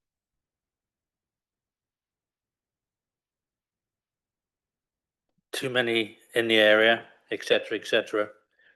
So how are the HMOs in this report related to HMOs that have been granted planning permissions? Are these existing HMOs that's gone through the planning process, or are they HMOs that have been created that don't have the benefit of planning permission, and this is a retrospective license?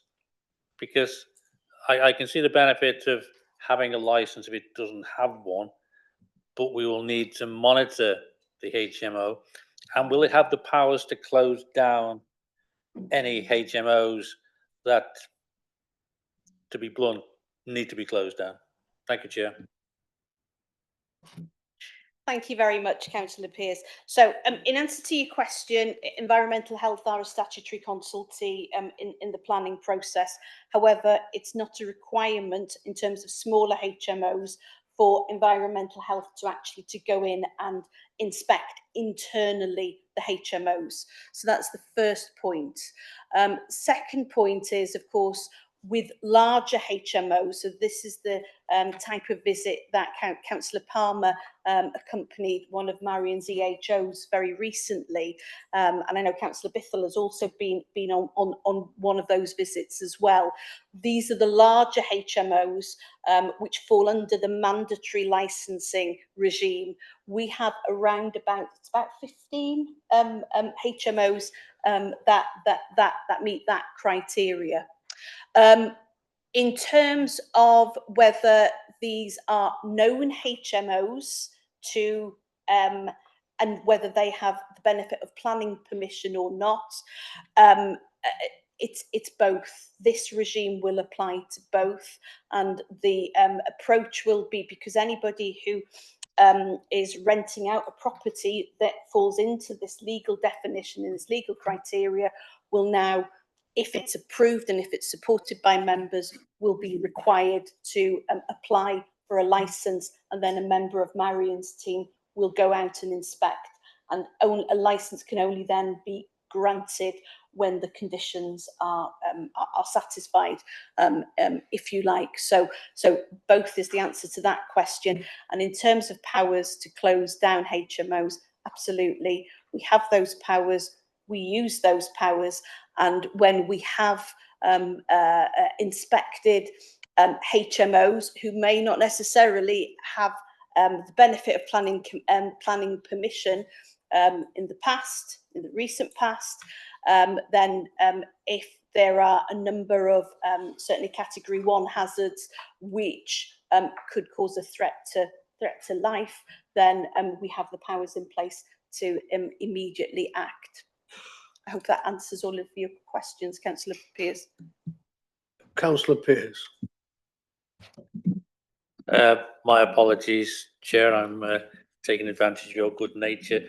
It was on my list, but I forgot to ask, but you reminded me, Sean, where it talks about category 1 and category 2. Could you just quickly explain what they are? They're not listed in the report. I had a look in the glossary, I couldn't find them.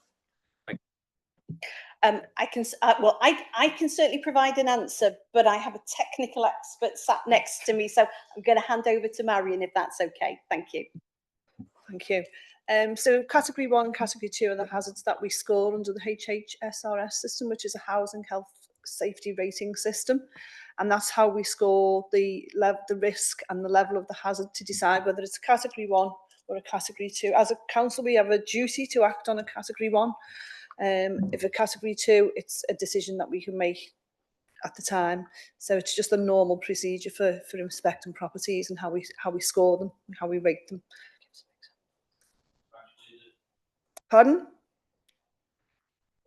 What actually is in each category?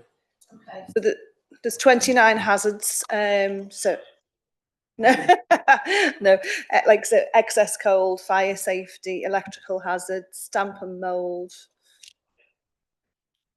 Thank you. If it would be helpful to members, we can provide you with further information if that would be helpful after this meeting. Seems to be agreement on that. Councillor Palmer, I think you want to come in specifically on this issue. Yeah, thank you, Chair. On the one that I visited in Shotton, the officer enlightened me about a few things, and one of them was that it's 6 and above HMOs that need planning permission. Below 6 or 5 and below, they can be non-under licence. So there's 2 separate issues. Thank you very much. We've got quite a list of councillors. So Councillor Cogan, Councillor Sean Bibby, Councillor Chris Bithell, Councillor Richard Lloyd, Councillor Dan Rose. I'm drawing a line under it there. All right. Okay, so we move on to Councillor Cogan. Thank you, Chair. Thank you to Sean and Marion for the report. The only sort of questions I have are, I note that the fee that you're charging is sort of just enough to cover the officer time in assessing the application and then presumably to go out and assess the building, which should be once every 5 years. if a building is deemed at risk, then you'll be visiting more often, I assume. Is there a risk that that will then become a net cost to the authority if we're having to sort of repeatedly visit? So how much headroom is there in the fee that you're charging?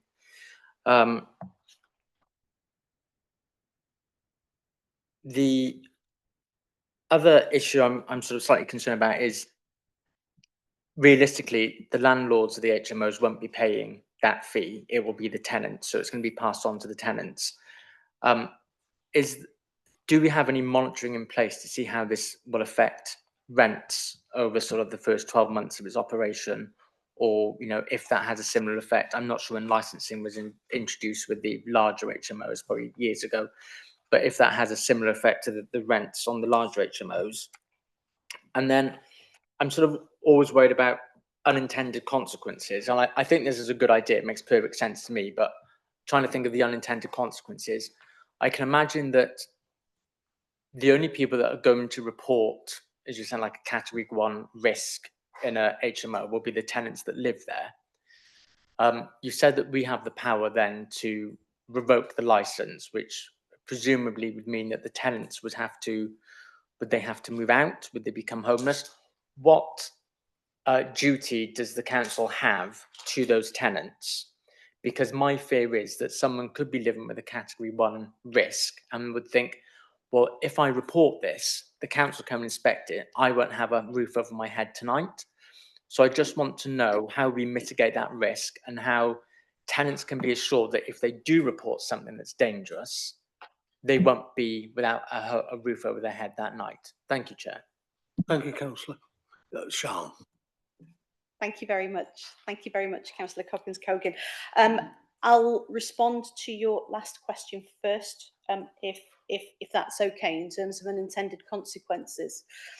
I think clearly, there are risks with any new licensing regime. However, I think in terms of the requirements of the landlord, we are only asking the landlord actually to fulfill their statutory duties in any case. So actually, and the majority of landlords in Flintshire are very good landlords. And I think as a team, and I'll bring Marion in shortly, the team have a very good established relationship with many of the landlords. However, I think that by inspecting all of the smaller HMOs, the EHOs are going in proactively, and they're not going in at crisis points. So the likelihood of a significant risk being identified is probably less. Although, of course, we don't know what we don't know, because there is that sort of, it'll be interesting to see what the figures will be when they come to the fore, if this new licensing regime is approved by members, of course. I think, and in terms of working with landlords and also with the contract holders, I think if hazards are identified, the first, I suppose, the first port of call for the EHO, for the enforcing officer, and in conjunction with the landlord, is to identify, well, what are the risks and how they can be mitigated. So a lot of the work that Marion's team do actually are working with the landlord and also with contract holders to try and improve the current living conditions, because they are acutely aware of the housing shortage that there is in Flintshire. And actually, the team have a very close working relationship with the homelessness team as well. And where individuals are referred to our service from the homelessness team because they're living in the private sector, they're at threat of eviction, the team have actually been able to sort of to mitigate and to prevent eviction in the long term. So I think that there are some safeguards in place there. In terms of the unintended consequences, going on to your next question about, well, there's a cost associated with this. There is a cost. I think your first question was in terms of the level of cost. It's a relatively modest cost, I think, for the level of service. But we've tried to be realistic. The first year will be a barometer because obviously we will have to review, as you know, we review our fees and charges on an annual basis. But it is, I suppose, we are going on the knowledge that we already have when we inspect HMOs as well, and sort of we've tried to average out the average officer input, but we will be reviewing those fees and charges. But in terms of whether this could be passed on to tenants, contract holders, I mean, one would hope not. However, you could argue that through working with landlords and helping them as well, and helping to support and inform them of some of the issues in their properties at an earlier stage, we're effectively saving them money in the longer term, and also, you know, avoiding the need for further escalation in terms of enforcement, which is also a costly business. So I'll stop there. Marion, do you have any further comments? Is there anything that Sean hasn't answered? Sorry. No,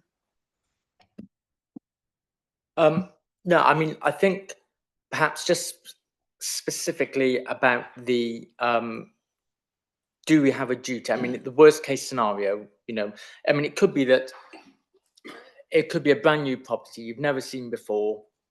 Your environmental health officer goes in and says, you know, this is not suitable for human habitation. What happens to those tenants? Do we have a duty to house them, to make sure they've got a bed that night? That sort of makes sure that we're not in the position where the council shut down my house. That's what I want to avoid. I just want to make sure that will never happen. This council will not make someone homeless through the best of intentions. So, I mean, you know, I'm broadly supportive of the report overall. So just sort of on that particular, like, worst case scenario, I'd like an answer.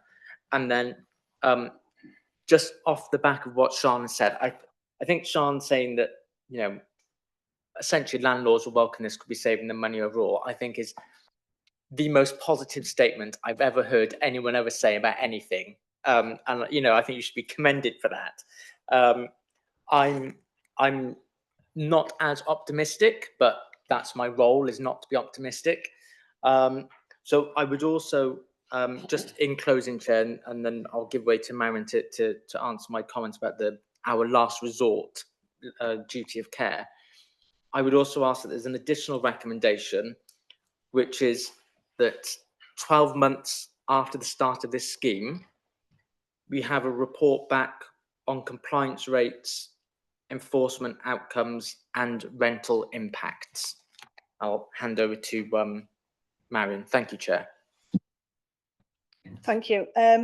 So as a last resort, we would only consider removing tenants from a property if there was imminent risk of danger to health.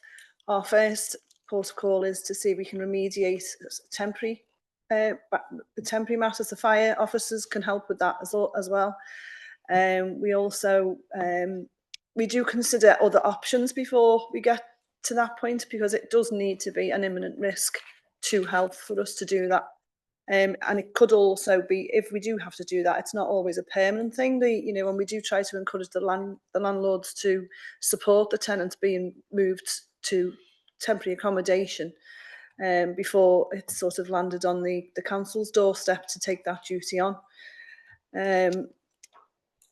When we're doing the inspections as well, with the licensing, if there's a breach of the license conditions, that doesn't automatically go, we're closing you down because you're breaching. You know, again, it would depend on the hazard itself, and we would try to either temporarily remediate or consider going forward. Because, like Sean said, you know, we're trying to build a relationship with the landlords and the tenants, because we do have we network a lot with options for tenancy support mechanisms, because the tenants in these properties do often need support, and the landlords are unaware of how to manage that sometimes.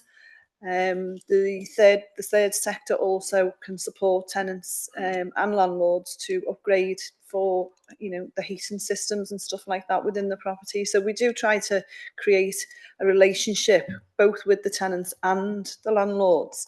And with the new Rent and Homes Act that's come out, tenants actually do know their rights a lot more now. So they're not shy in coming forward. They know they're protected from eviction, from retaliatory, you know, action from the landlord as well. So, you know, that's something that they are aware of. Thank you very much. You've had a fair stint here, Councillor, but I've noted that you want an additional recommendation 4 on enforcement to be brought back in 12 months, yes? But So the crucial, and I'm sorry to pressure the officers, but it's just that crucial question of, you know, it's an imminent threat to life. All this, the landlord isn't helpful, whatever.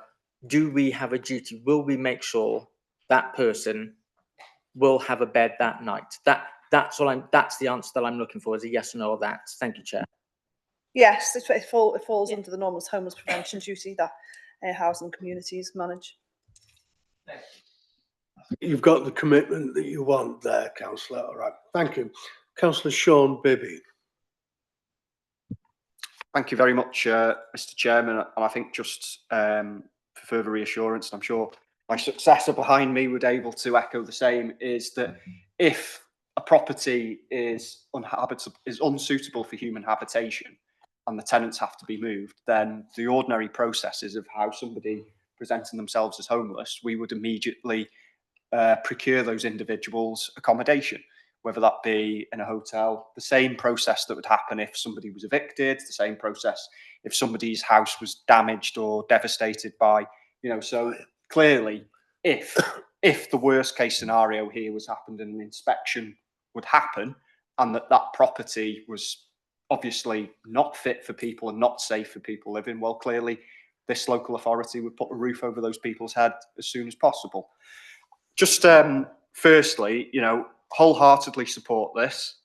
I'm actually so pleased this is coming up because I think the reflections from my own community, and I think these would be quite echoed by colleagues, and I know we've got Councillor Richardson online, who I think definitely experiences very much the same issues in his ward, and I'd probably say that there's similar issues for Councillor Buckley and probably a lot of us who are representing quite urban areas.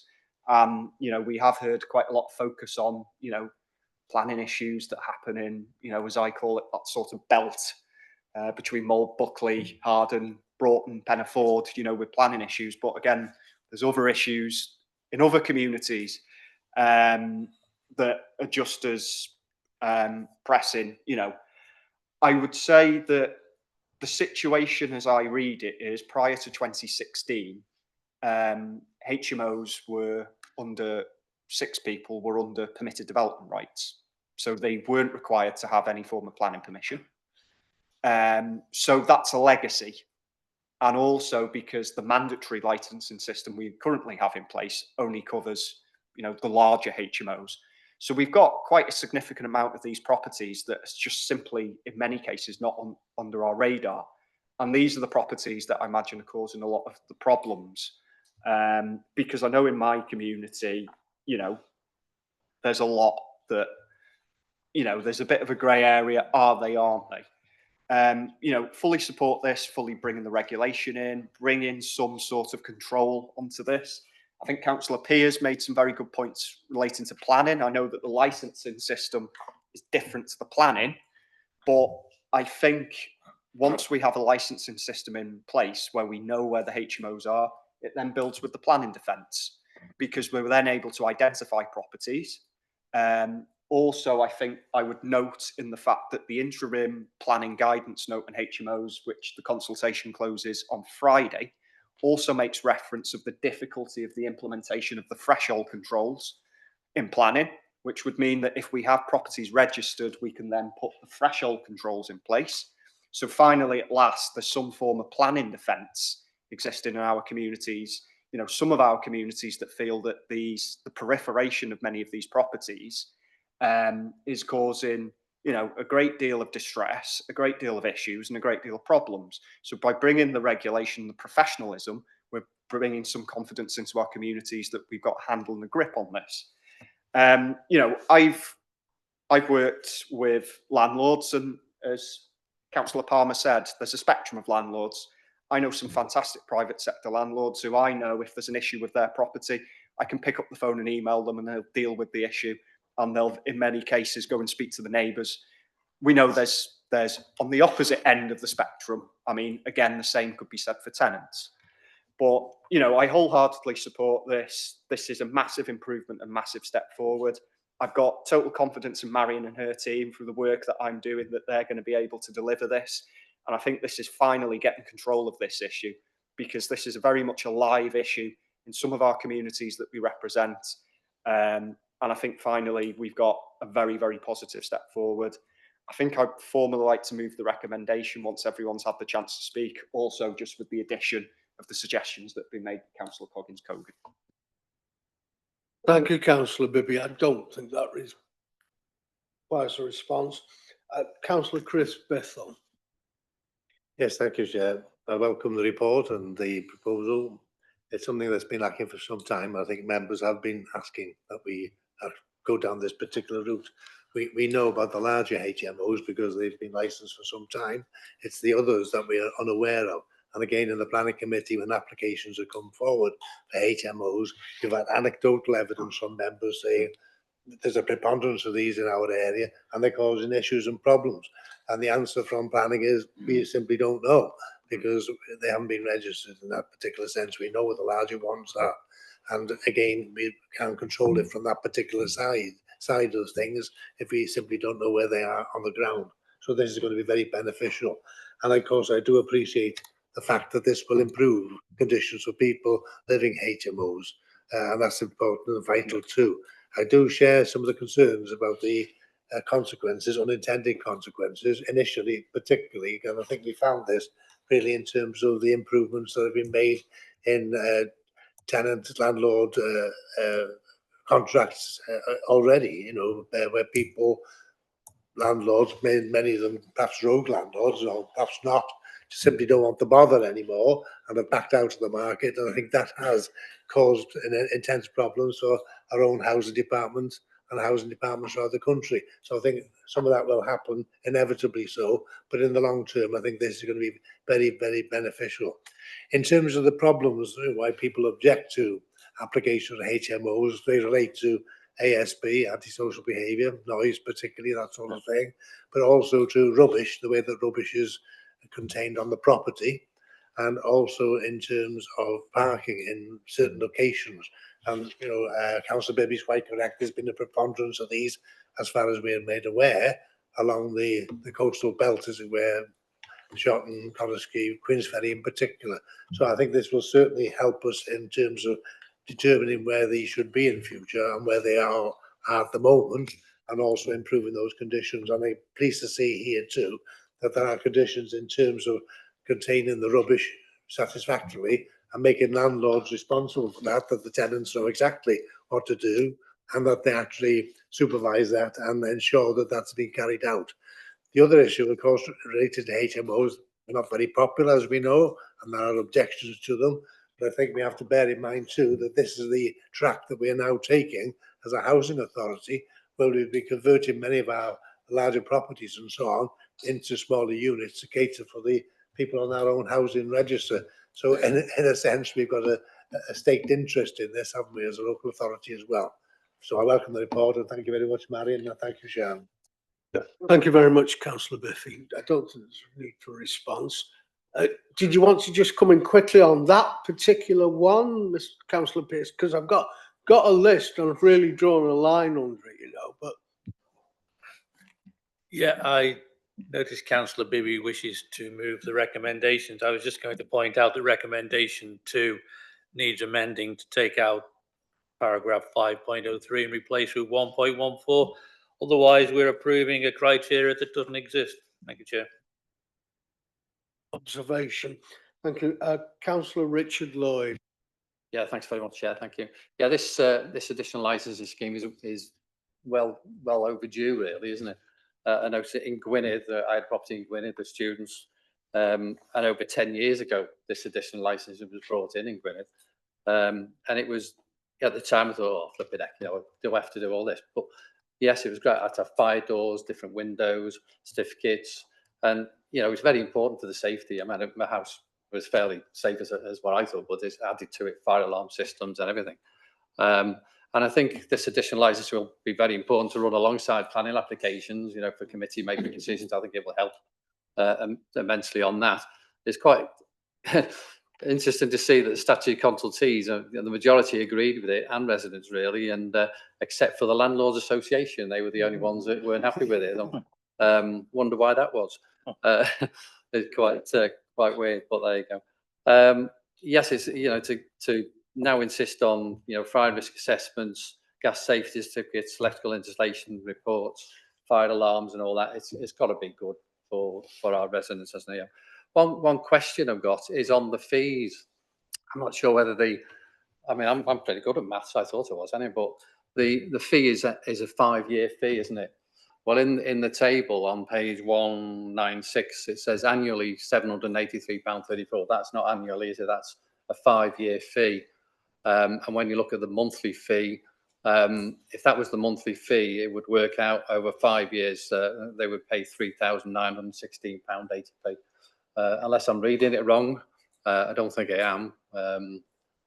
So is that table incorrect? Because it does say annually 783, but that is not annually. That is for 5 years, isn't it? Sorry, yeah. Yeah, thank you for pointing that out, Councillor Lloyd. No, that it's important that we make that change, and we will make sure that in the cabinet report the accurate amount is reflected. Thank you. Thank you very much. Councillor Dan Rose. Thank you. Thanks, Sean. This has been quite interesting to me. I don't sit on licensing, and there's a couple of queries that have already been answered, so I'll cross those off. One quick query, in terms of not sitting on licensing, we're delegating this to the chief officer. If there's complaints, does this then go to the licensing committee to review if there's problems and things, or is this just wholly delegated? Yeah, okay.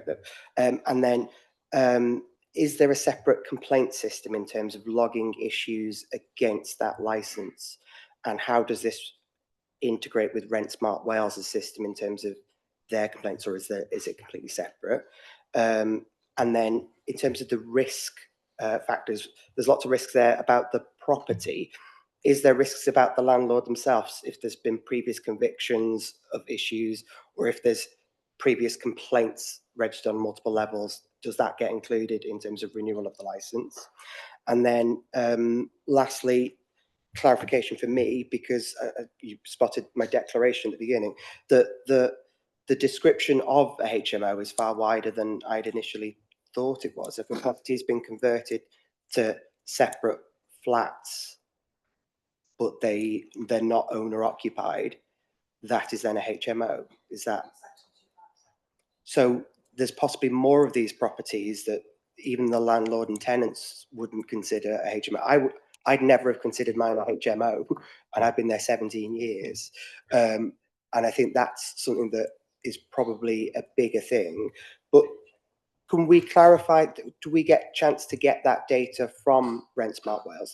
Those landlords that are registered, for example, my property I live in is 49 A, B and C. It's the same property with one landlord. Do we not then have access to find all these small ones under the same property in those circumstances? Because that should be quite a simple data trick to get that information. I think they're my questions. Thanks. You wish to respond? Thank you very much. Thank you very much, Councillor Rose. If I turn to Marion to ask some of the technical questions, first of all, if that's okay. Sorry, I should have wrote it down. I was just listening. I'll go to Rent Smart Wales first. So the licensing and registration that comes through from Rent Smart Wales, the powers to enforce against not being registered is delegated back to them. We don't deal with that. When we come across a non-registered one, we send it over to them. And in my opinion, they don't follow it up like they should. So we are still, just remember it came out in 2015-16, we are still finding unregistered properties and managing agents unlicensed to manage properties as well.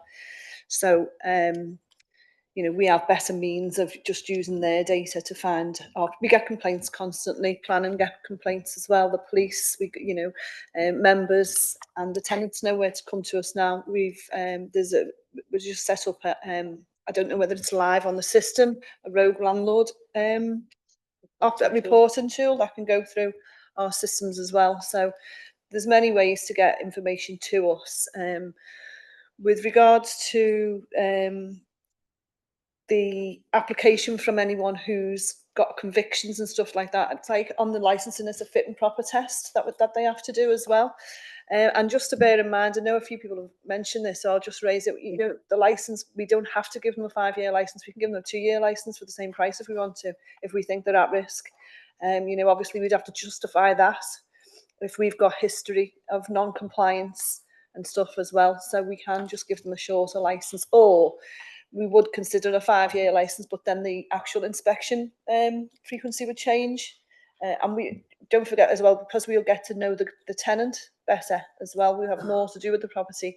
They'll be given information. They'll also be given their duties. They have a duty as well as a tenant, especially around the waste management as well, because we're going to work with Street Scene as well for advising tenants how to manage it better. I can't remember the other point. Have I answered?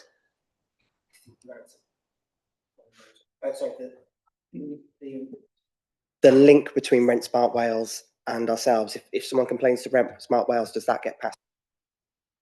Yeah, they come to us with we've got to put a portal that we get alerts from that as well, and they'll leave. We know the officers there quite well anyway. They know direct line as well. So yeah. Thank you very much. Councillor Wakeland doesn't want to make a teeny-weeny point. It's all been dealt with. Thank you.